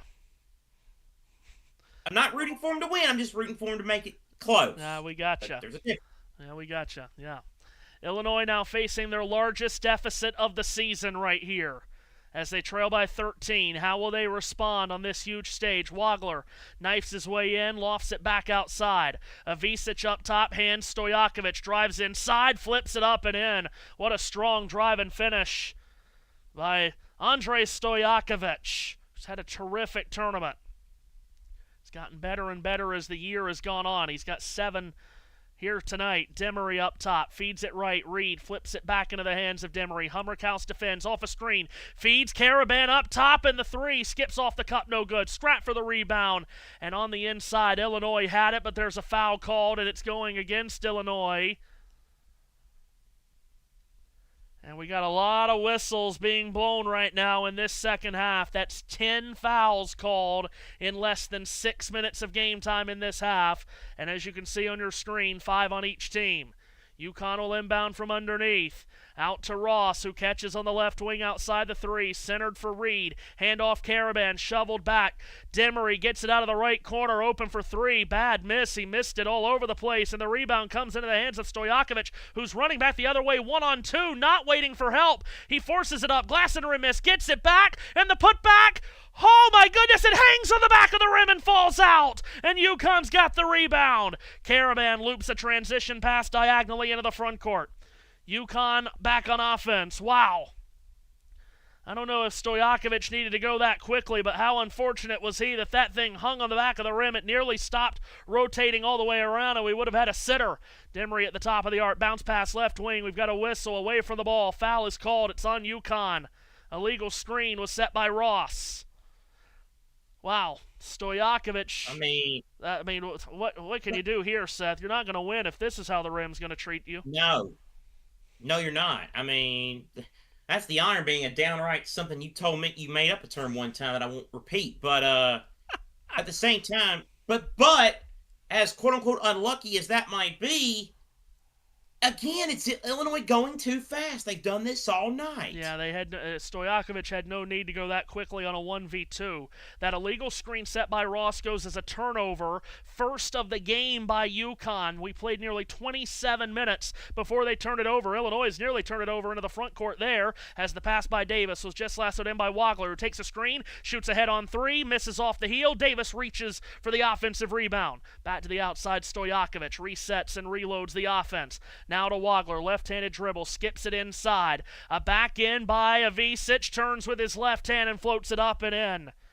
Tomislav Avicic with a basket to cut the lead down to single figures. 49-40, just north of 7 minutes gone. Second half, UConn ball. Can they get yet another answer? Every time seems like Illinois has had a push. UConn has had an answer. Reed off the top of the arc, swings it back. Ball launches a 3 straight on off the back of the rim, and that rim's in! Well, the rims may be orange, but they do not want Illinois winning, apparently. Wow. You kidding me? My gosh. Stojakovic into the front court.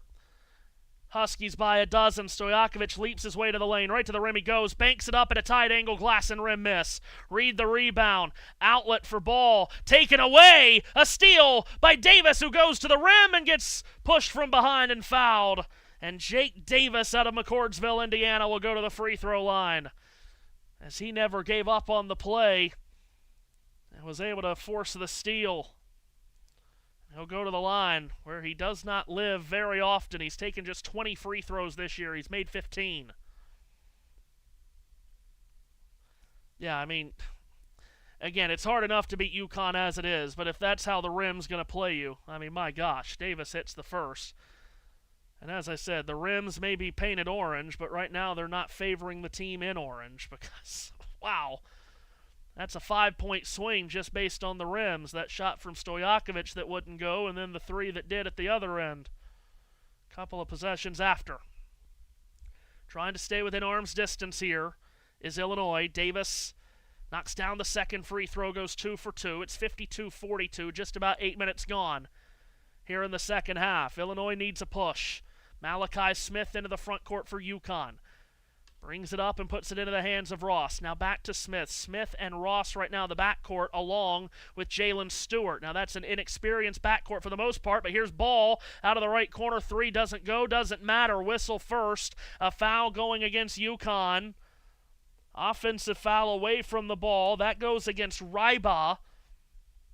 Dan Hurley all the way out on the court. My goodness, he's out on the court by about 20, 25 feet to get to the official after the whistle. Under 12 to go in regulation time. First game at this 2026 Final Four. UConn up by 10. Bill Murray cheering for his 27th favorite team. JT, what are you thinking about all this rim action? Not very friendly to Illinois right now, is it?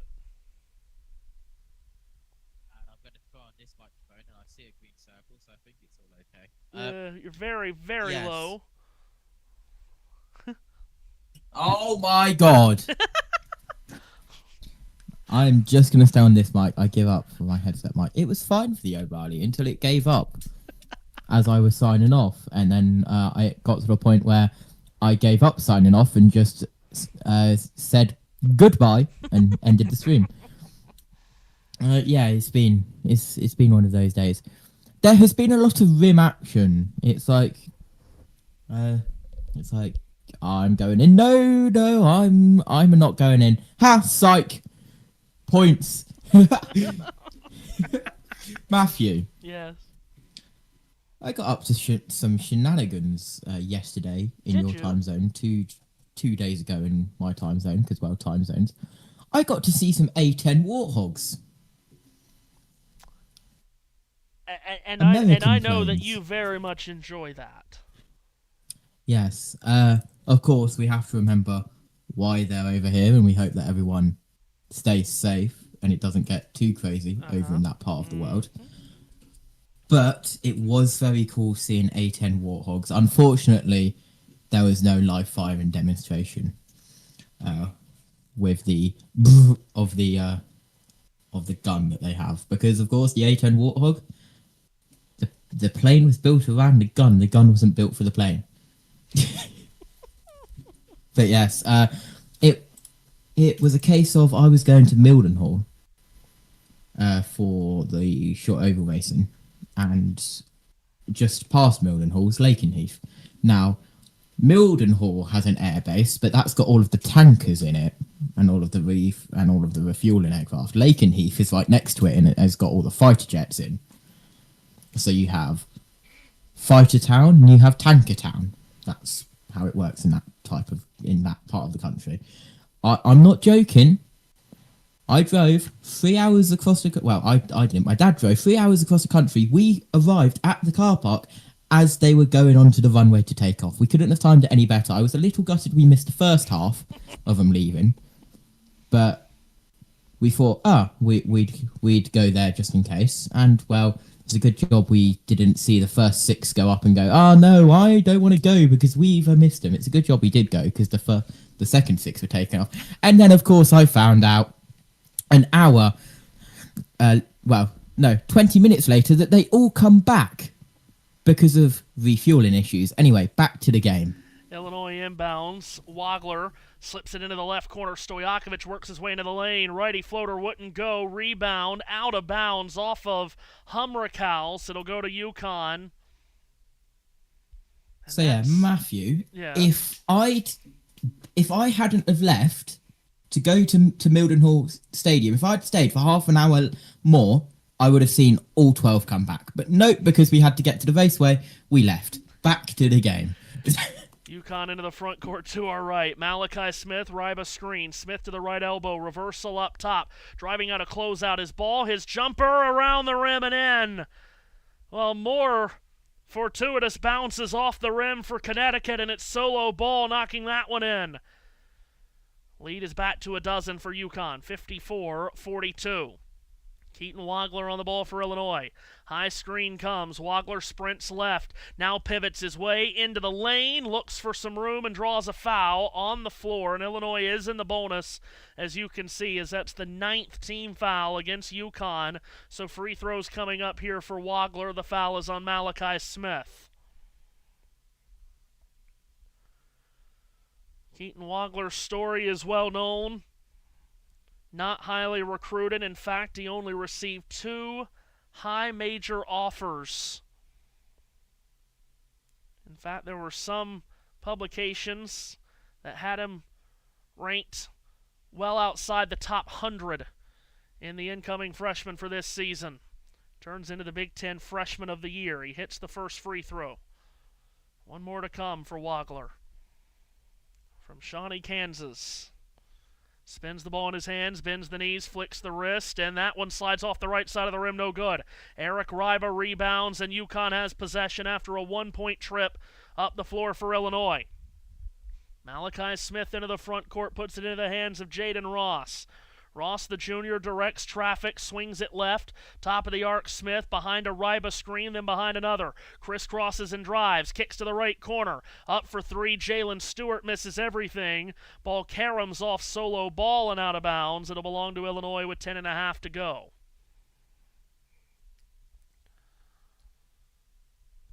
Illinois has to go on a run here at some point in the next...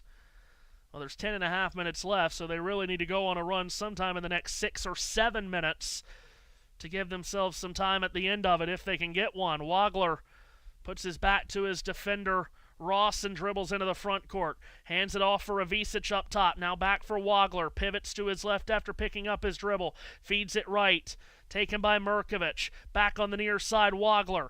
Ross is right in front of him defensively, giving up top, wide open for 3. Ivisic, it rattles off the rim. Rebound down to UConn, and we've got a foul. And this one's going to go against Illinois. Jake Davis called for the foul.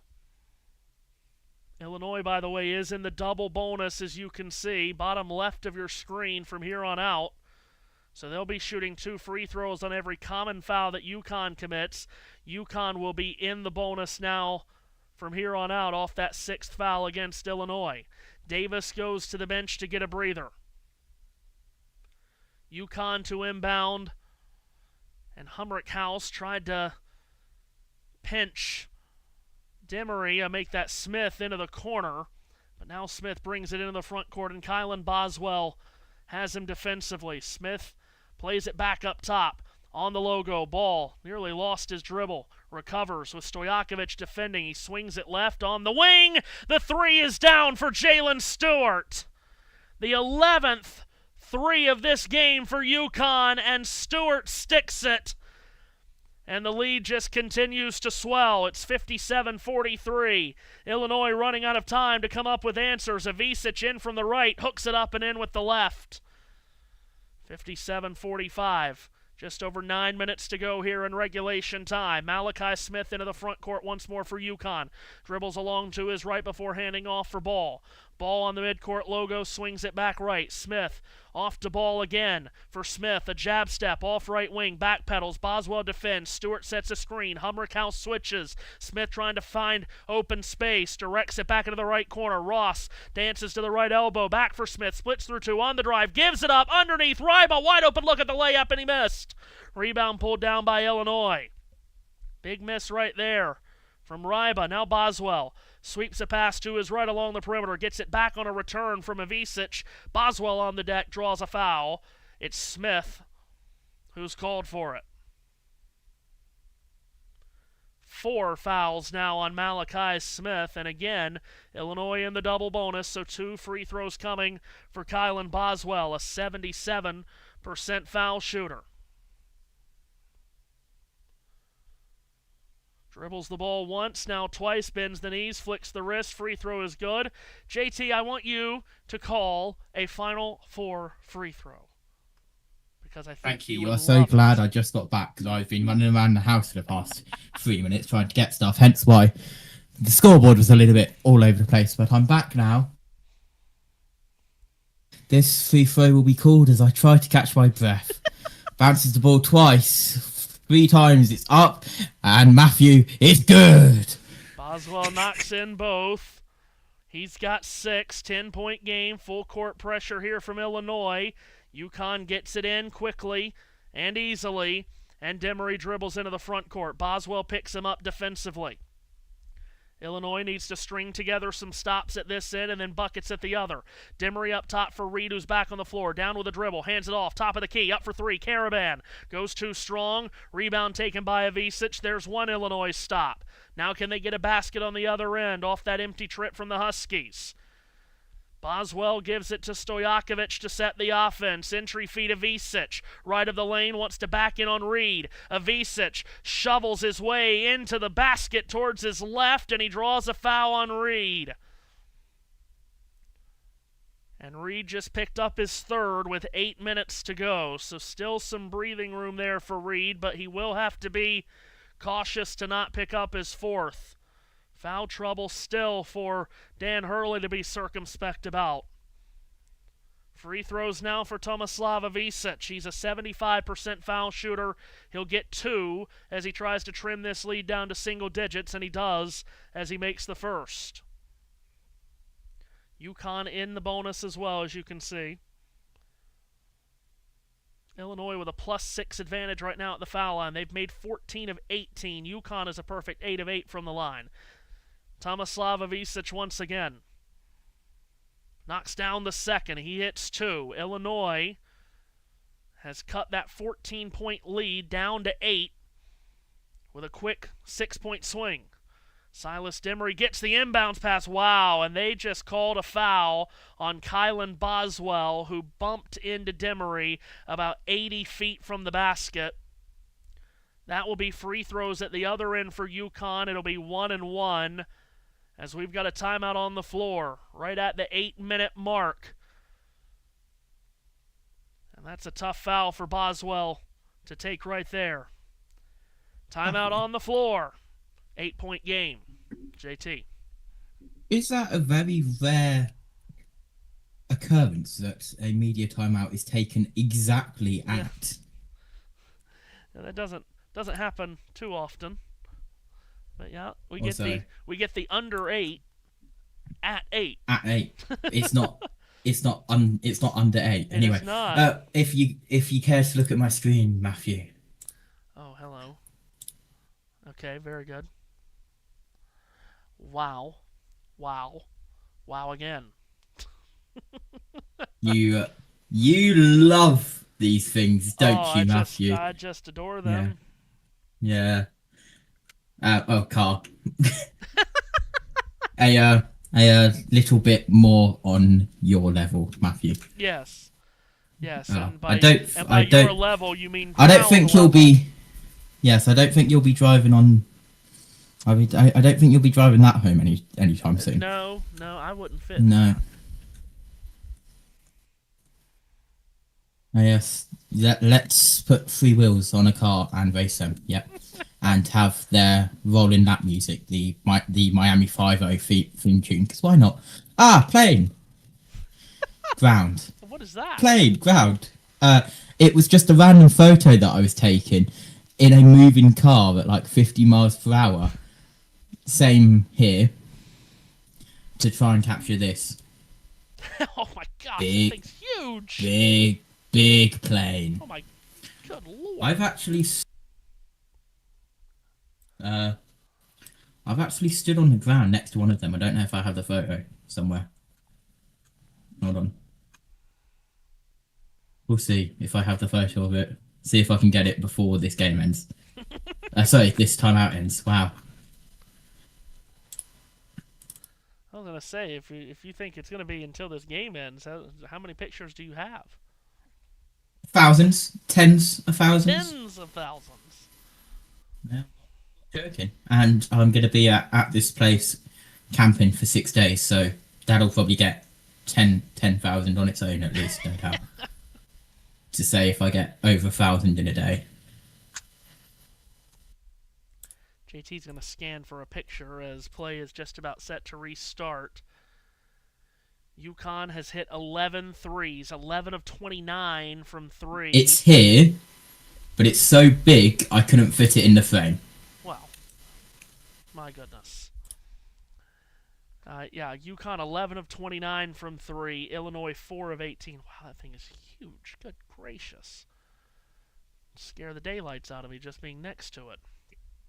I didn't even see your message. Copy that, Matthew. Silas Demery 1-and-1 out of the timeout, and he misses the front end. He left it short off the front of the rim. Ben Humrickhouse down with the rebound for Illinois. So here come the Illini with a chance to get closer here. Wagler delivers it up top to be taken by Merkovich. Out to his left. On the wing, it's Boswell. Entry feed. Avicic left of the lane.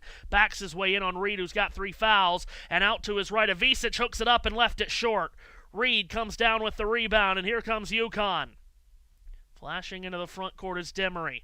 Big empty trip there from the Illini, and now Demery with a high, hard right-handed dribble, swings it right. Stewart catches, fires a 3, misses off the heel. Offensive rebound snatched by Mullins with 2 hands. Delivers it back to the outside for a reset. In the possession of Demery, Mullins sets a screen. Wagler pushes him away to stay in front of Demery. Another screen comes from Caravan. Now Mullins off left wing, entry feed. Reed turns the corner, gets to the rim, hooks it up. Right-handed shot wouldn't go. Rebound tapped around. Illinois had it. It's out of bounds. There's a foul called. Illinois is going to have possession. An official comes in and says it's Illinois ball. And with exactly 7 minutes to go, going to get more Illinois free throws as Demery was called for that foul, trying to contain the size of Avicic down low. So Tomislav Avicic will shoot free throws, 2 of them. Could cut the lead to 6 if he can knock down a couple. And again, Illinois' ability to get into the bonus and then the double bonus so quickly in this half, paying dividends. And at this point, that might be the only way they do get back in the game, is through free throw shooting, because they have not shown us through the first 33 minutes of this game that they can outshoot UConn, whether inside the arc or out. 2 free throws of Avicic hits the first. 57-50. UConn certainly showed us last Sunday that no comeback is too big. Second free throw for Avicic, and that is good. He's able to knock down 2. So here in the last couple of minutes, Illinois has cut a 14-point deficit down to 6, and UConn on the trigger end. 8-0 spurt over the last 2.5 here from the team from Champaign, Illinois. Here's the Huskies back on the ball. Demery has it swatted away. It's out of bounds. Wagler, the one that knocked it free. He was the one that touched it last, so possession stays with UConn. Shot clock at 15. Inbound will come in front of the UConn bench. Far side front court. Caravan to try to get it in. Looks to his left, looks to his right. Throws it into the backcourt. Mullins is there to catch. 12-point first half for Mullins. Has not scored in the second. Sprints out to his left. Turns the corner. Up the baseline. Humrickhouse stays with him. Mullins turnaround jumper off the side of the glass. And he got it back. And then threw it away. Tried to bounce pass on a reversal for Reed. Coming away with it is Wagler leaping into the front court. Illinois on an 8-0 run has cut the lead to 6. Looking for more. Wagler dribble drive. Stops on the left elbow. Rips it back outside. Taken there on a drive to the rim by Avicic. Flips it up and it will not go. Bounced twice off the rim, leaks off the left side of it. UConn on the rebound, and up come the Huskies. And Dan Hurley wants to talk about it. Timeout taken here by Hurley's Huskies with 6:08 left. On another scoring drought. Remember, they had a scoring drought in the first half of nearly 6 minutes that Illinois really didn't take full advantage of. Gone on a bit of a drought here, over 3 minutes without a point. 8 straight points to Illinois. 6-point game with about 6 minutes to go. Matthew, care to look at my screen? This is people for scale. Okay, here we go. We're going to... Wow. Holy smokes. Person for scale? Oh my gosh. What in the wide world of aircraft? I have yet to see one fly, and I can't wait until I see one fly. I have seen it on the ground, as you can see by picture. Not yet seen one fly. So please, US Air Force, if you are listening to this, please send a C5M Super Galaxy to Royal See one International fly, Air this year. Thank you. You'll hear the ground vibrating underneath you. Oh, I've already felt that with multiple stuff. This is a weird thing. This is weird. Oh, that does look strange, yes. But strange, but very cool. And that was the debut of the Egypt Air Force, believe it or not. But they sent. Yeah. Have I got a photo of the C5? Sorry, oh, yeah.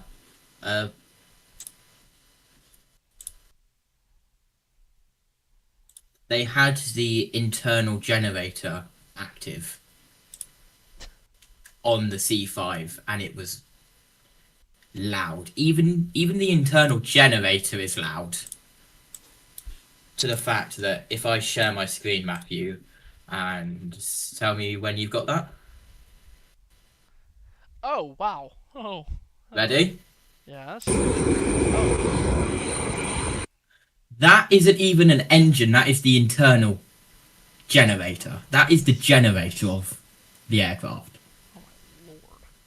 It's not even an engine. Insane. It's insane, all right. That's a word I would use. Let's just do a quick Google. 248 feet long, 65 feet high, and a wingspan of 223 feet.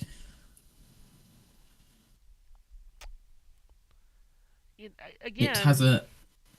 Again, Go on. just the words that I live by. If God wanted me to fly, He would have given me wings. I have returned, and I've stumbled upon a conversation of flying. That's not good. UConn inbound, shooting just 26% from the field in this second half. Their lead trimmed to 6 because of an 8-0 Illinois run. Demery slithers to the rack, banks it up on the move. It won't go. Glass and rim miss. Rebound is found by David Merkovich, and here comes Illinois. This is the run that they've needed for a long time. Can they keep it going here? Wagler sweeps it out to his right. Entry feed is intercepted. Mullins a steal in transition. Pushed ahead Ross. Shoveled back. Trailer is Caravan. Up for 3. No. Reed taps the rebound in the air. Wagler's there to snatch it with 2 hands. Here comes Illinois again. Getting a break there. Not giving up points off that turnover.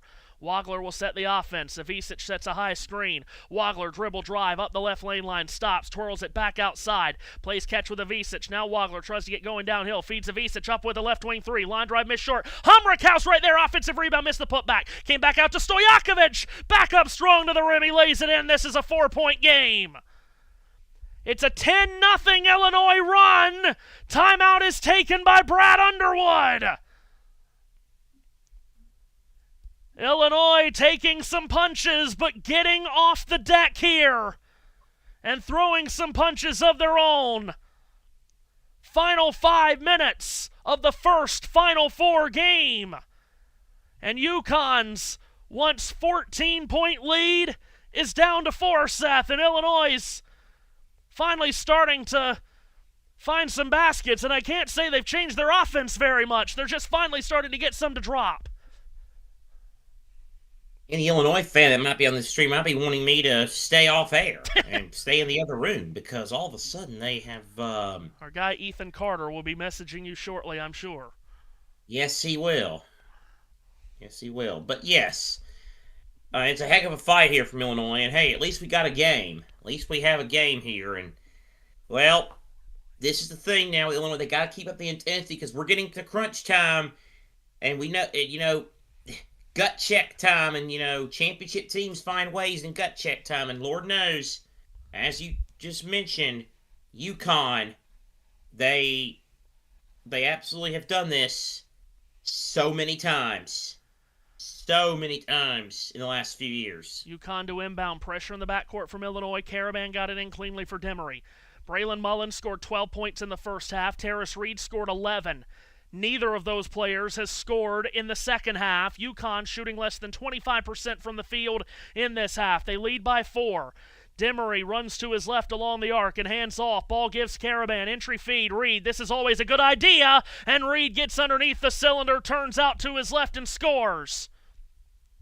59-53. First points of the half for Reed. UConn's lead is 6. And they have finished every game that they played in this tournament so far with a flurry. From the first round against Furman to Sunday against Duke, they have finished every game strong. Wagler way outside, straight on 3. Clanks off the iron, no good. Can Ivisic save it from going out of bounds? He does, but he threw it right to Caravan, who has a leak out on the outlet to Ball! And he slams it down! Just like that, UConn grows the lead to 8. Ball with 13, 10 of which have come in the second half. Entry feed Merkovich, right elbow, works his way in to the rim, flips it up, left-handed glass and rim miss. Offensive rebound, Hummerkaus threw it back to the outside, stolen again! Ball in transition, though, loses it. Picked back up there by Ivisic in the backcourt, galloping forward into the front court with Illinois. Down by 8 with under 4 to go. Wagler steps into a right wing 3, comes up short, rebound, popcorns around, UConn has it. Reed another long outlet, ball's on the receiving end of this one too, he goes to the rim, layup no. Stojakovic spiked the rebound into the ground and grabbed it away from Demery. In transition, diagonal feed, cross court, taken Wagler, back to Stojakovic, up top, Ivisic. Now for Wagler one more time. Now up top, Stojakovic on the deck from the right elbow, changes direction, flips it left. Hummerkaus launches a 3 and splashes it down. Ben Hummerkaus lashes in an enormous 3. Illinois needed it desperately. 5-point margin, 3 minutes to go. Mullins needs to hurry up and cross midcourt. He does with about a second and a half to spare. Gives it up to Caravan. Caravan swings it to the top of the circle. Demery turns, faces Stojakovic. Entry feed for Reed. Reach in foul called on Ivisic, and Reed will be at the free throw line for what will be 1-1 for a 60% free throw shooter. Timeout on the floor. 2:46 to go in regulation time. Illinois scrapping, clawing, landing some punches to get back into this bout. But still it's UConn by 5 as we head towards the finish. Down the stretch we go in Indy. Game 1 on Final Four Saturday.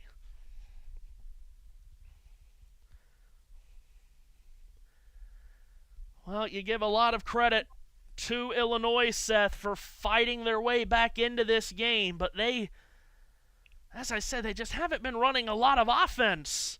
It's felt like it's just been very random at times, their shot selection. They're going to have to run fluid, intentional offense down the stretch here if they're going to come back and win this game.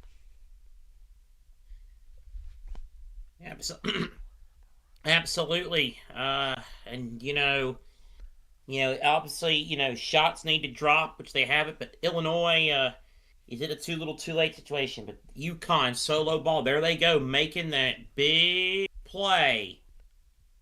Making the big play whenever they need it. Again, it's just, they have that championship DNA. You've mentioned it, and I just mentioned it as well, and it's just amazing how they're able to find ways in these situations. By the way, I meant to tell you this earlier. Shout out to you with the champagne room. That is a It's good. It's better than champagne.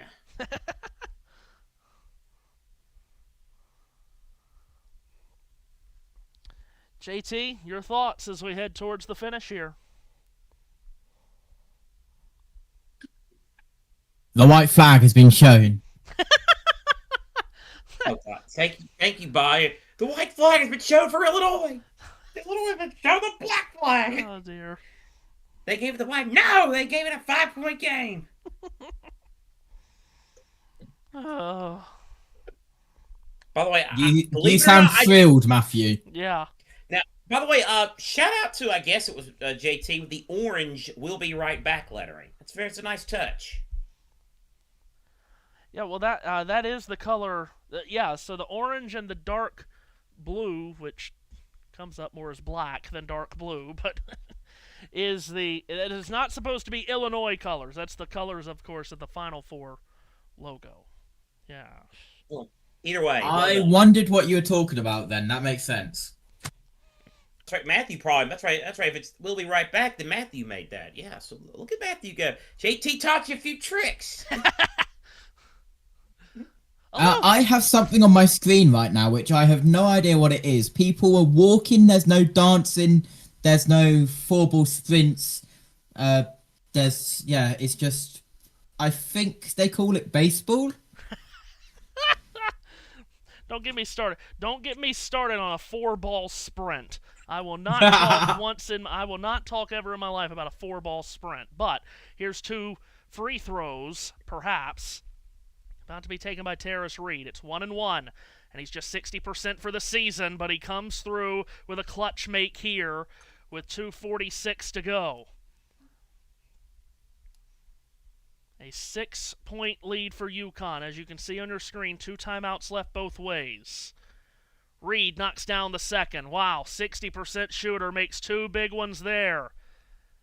7-point lead for Connecticut. Wagler and Illinois into the offensive end. To our left, Wagler puts his shoulder into the chest of Demery. Now Caravan switches on to the Big Ten Freshman of the Year.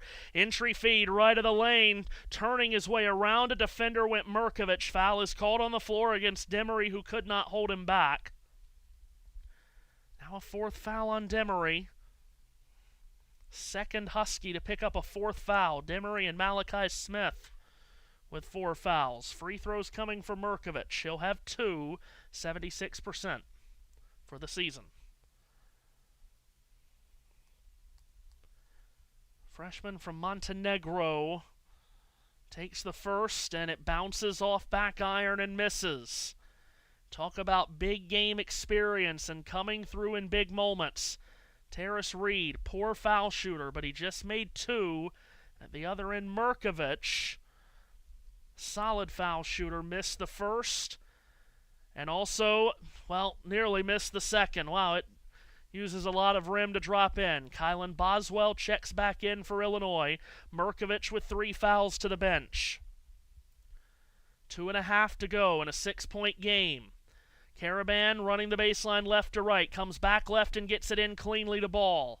Ball facing pressure in the backcourt, dribbles right-handed, gallops his way across the timing line, sets the offense now in the half court. Given up top for Mullins, who has not scored in this half. Reed along the perimeter, dribbles left. Handoff Demery. Entry feed for Reed. On the right baseline, backs in. They blitz him with a double. He tries to spin out of it, he can't. And Reed is in trouble. He looks at the official and calls a timeout with the shot clock at 7. Great defense there from Illinois, but great recognition from Reed to be able to find the official and signal for that timeout. Ron Groover, Paul Zelk, and Marcus Pettigrew, the officiating crew for this first Final Four game. And Reed able to get that timeout in with the double around him. Now when UConn inbounds it, they'll have 7 on the shot clock. And again, Illinois is over the limit, but UConn is not yet in the double bonus. UConn this season 9-1 in games decided by 5 points or less. Their 1 loss in games such as that all the way back in November when they lost at home to Arizona by 4. Talk about a team that can win tight games, that does not panic in moments where other teams do. Just think about that game Sunday in D.C. and how it turned around. UConn made the big comeback, but when it got late and it was tight, UConn made the right play seemingly every single time. Now Ball trying to get it in with 7 to shoot. He does. High post right. Reed shovels it back outside. Mullins turns the corner against Hummerkaus. Leans in. Bank shot wouldn't go. Tap follow wouldn't go either for Reed. And the rebound ripped away by Illinois. Here's Illinois' final push now. Down by 6 with under 2 minutes to go. A spot in the Monday night final on the line. Wagler puts it on the deck, slides his way into the lane. Kicks it off to the baseline for Boswell. Boswell backpedals back to the perimeter, a reset with only 12 to shoot. Wagler gets going downhill, spins in the paint, looks to the rim, goes up, lays it in off glass with the right. Brad Underwood wants a timeout. Looks like he'll take it. With 1:37 left, Wagler trims the deficit to 4.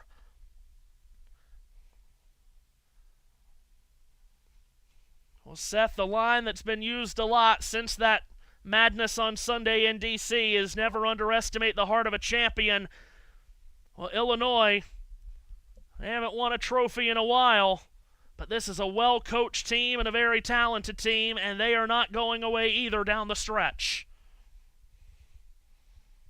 No, they are not. Brad Underwood, tough team, and again, I don't want to make this sound like UConn has brought nobody to the game, but you wonder if this Illinois crowd is going to make things, difficult here. Are they going to play a role here in the final few minutes? Because this is going to be a rather wild ending here. But again, championship DNA. We talk about how UConn has it in bunches. All right, here we go again. In Illinois, whatever your best defensive plan is, you better execute it. Illinois got all 5 of their bodies in the backcourt here as UConn will try to inbound. Caravan cannot run the baseline. Oh, but he does to his left. Wow, they let that go. He took some steps, but gets it in. The return to Caravan. Then he shoots it up the middle to Demery, and Demery gets across the timing line with 90 seconds to go. UConn by 4. Demery with that high, hard dribble directs the offense before giving to Ball, and then back for Mullins, who scored a dozen in the first half, has not scored in the second. Once again, he directs it for Demery. Hummerkaus defends, across for Reed. Caravan fakes a 3, left wing, now rises, and misses too strong. Demery grabs the offensive rebound. Hummerkaus fell down, gets back to his feet. Ball has it in the right corner, resetting the offense for UConn as we go to the final minute. 1 minute to go for a spot in the title game. On the outside, Demery, outside right. Zigzags left, back for Mullins, catch and fire, 3. Oh, it's another Mullins dagger! Mullins swishes in a big 3. The lead is 7, under a minute to go. Wagler at the other end tries to answer and does! Wagler rips the cords from downtown to keep Illinois alive. 43 seconds left. Final timeout taken by Brad Underwood. Braylon Mullins, my God. Talk about the championship DNA that this team has. What championship DNA on this level does Braylon Mullins have? None. But guess what? He still embodies it, I guess. My goodness, holy snipe. Seth, it's a huge shot by Mullins, but Wagler did answer, so it's still a 4-point game. But less than a minute to tick down. Well, Braylon Mullins is becoming the star of this tournament. Yes, he is. Wow.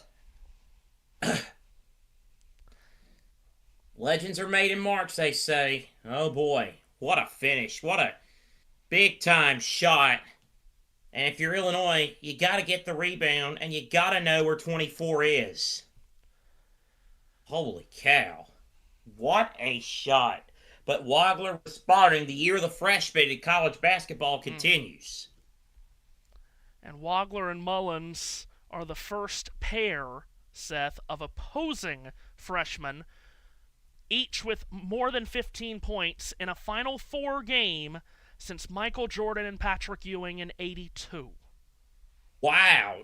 Now think about all the great freshmen we've had over the years. That is a statistic right there. That was, of course... Shout out to whoever found that one, you or whoever. I'm gonna give you the credit, but That was, of course, a famous Final Four in 82. Now 43.5 seconds left. Illinois will have to make a decision on whether to foul here, because if UConn holds for 30 seconds, that basically runs it down. Other than 13 seconds, Caravan running the baseline to his left, trying to get it in cleanly. He does for Mullins, who gets doubled.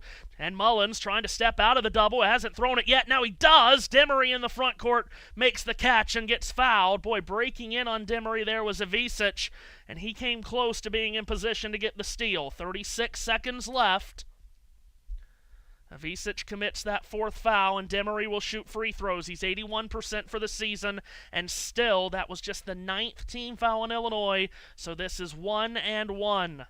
Be the last time that UConn will be in the single bonus here.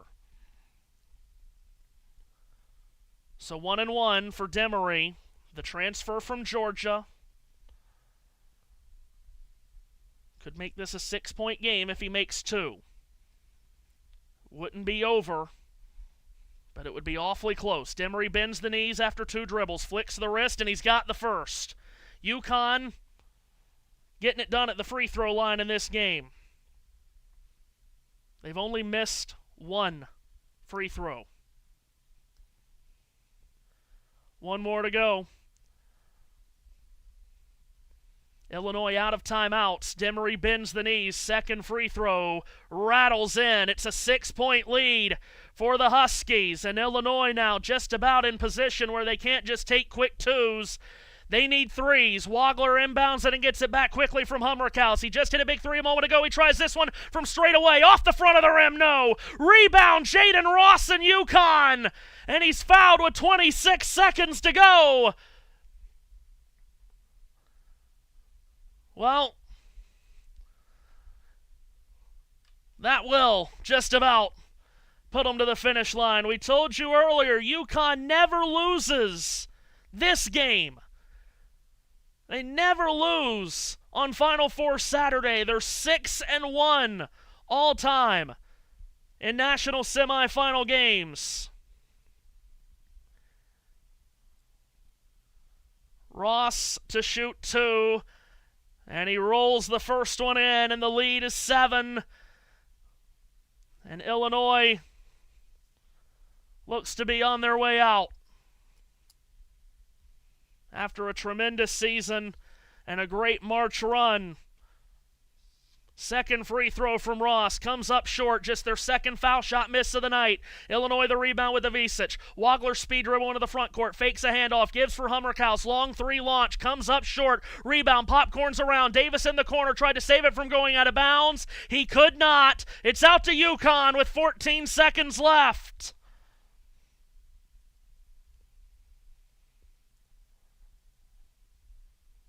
Illinois does not have any timeouts left. UConn has 1. Dan Hurley trying to get the attention of his team. Still coaching, but this game looks to be finished. Caravan gets it in to Reed. What a hero he's been in this tournament. They foul him with 13 seconds left.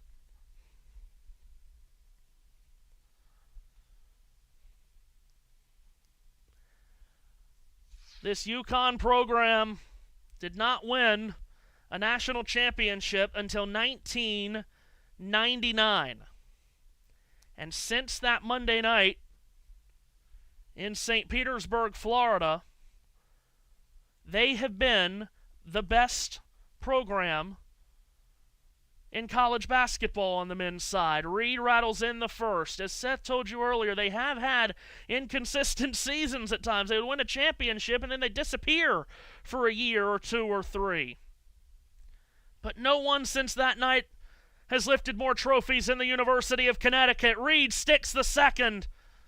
And with 13.5 seconds left, they're going to make it to Monday again. Wagler's inbound. Hummerkaus pressured by Ross. Looped back ahead. Wagler takes a long 30-foot 3. It comes up short. Offensive rebound. Retreating back to beyond the line. Ivisic gives it up and then turns it over. Huskies going back to Monday night Hurley's Huskies are at home in the national championship game. And they send Illinois home with a 71-62 victory. You cannot beat UConn on the big stages.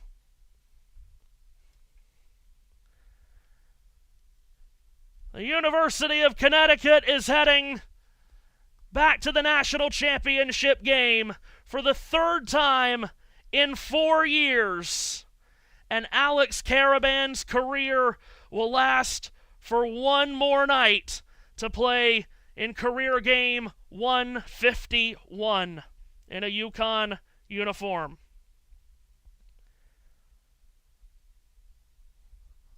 Mentioned earlier, they finished every game in this tournament out strong, and they did again tonight.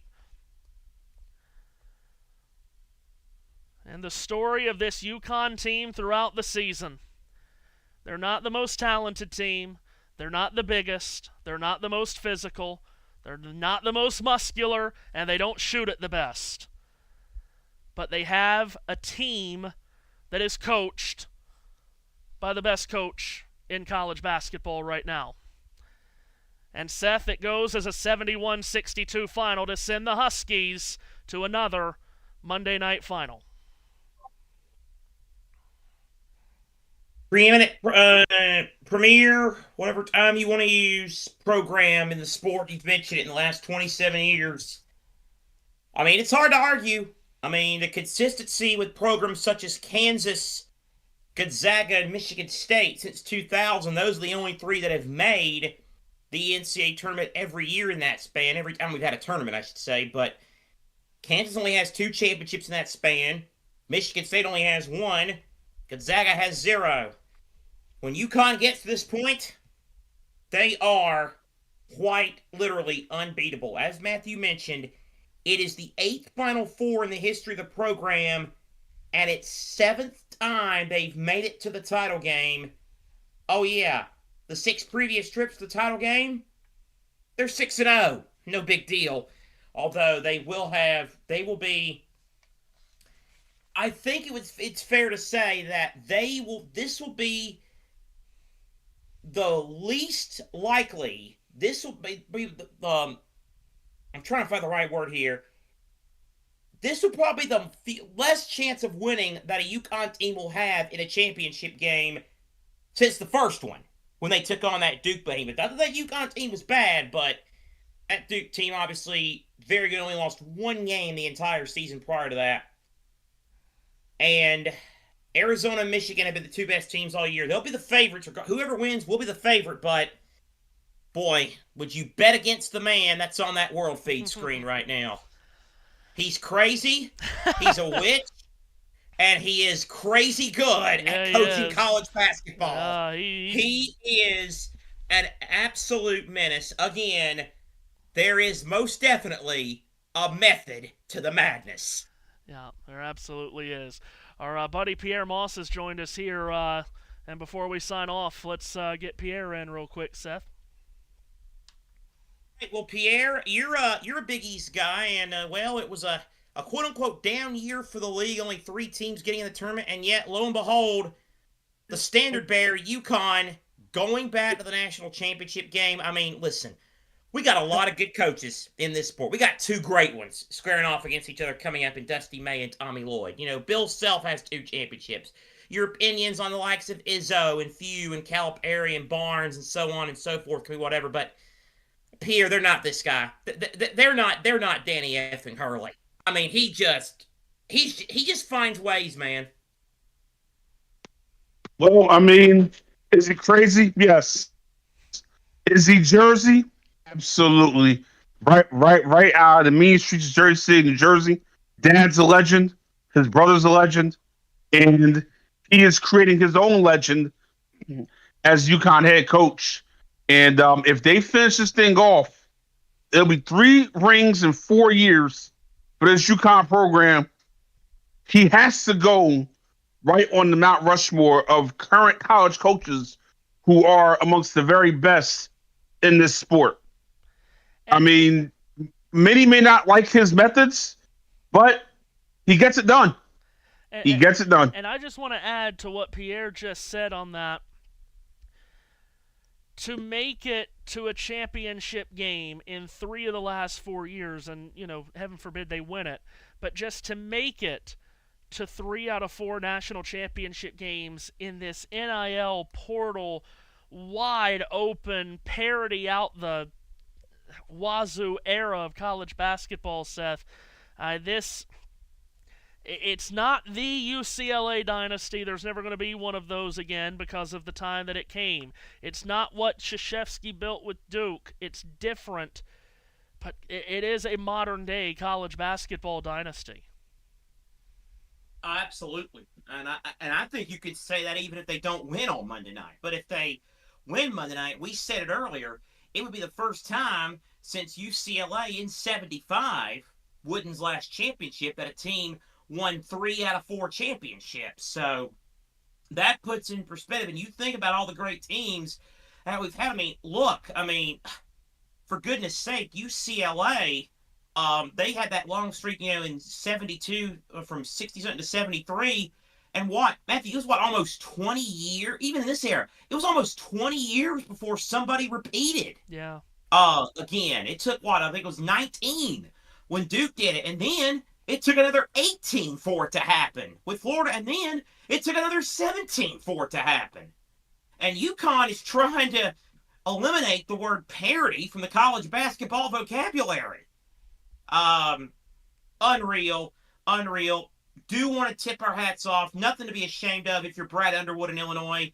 They got over the hump, and that proud program still searching for that first championship, but they make the Final Four for the first time since Darren, and Luther in 2005. And what a year they had. They just come up dry and ran into a team that just is a buzzsaw with this thing.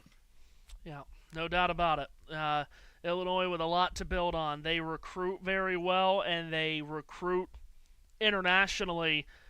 They're right there with Arizona and Gonzaga as best international recruiters. Duke's getting in there the last couple of years. They're really good at scoping not the entire country, but the entire world to build really good rosters. They get over the Final Four hump. They don't get over the UConn hump. Wow, good season. Really good season from them. We'll hear more about them next year, I'm sure, Seth.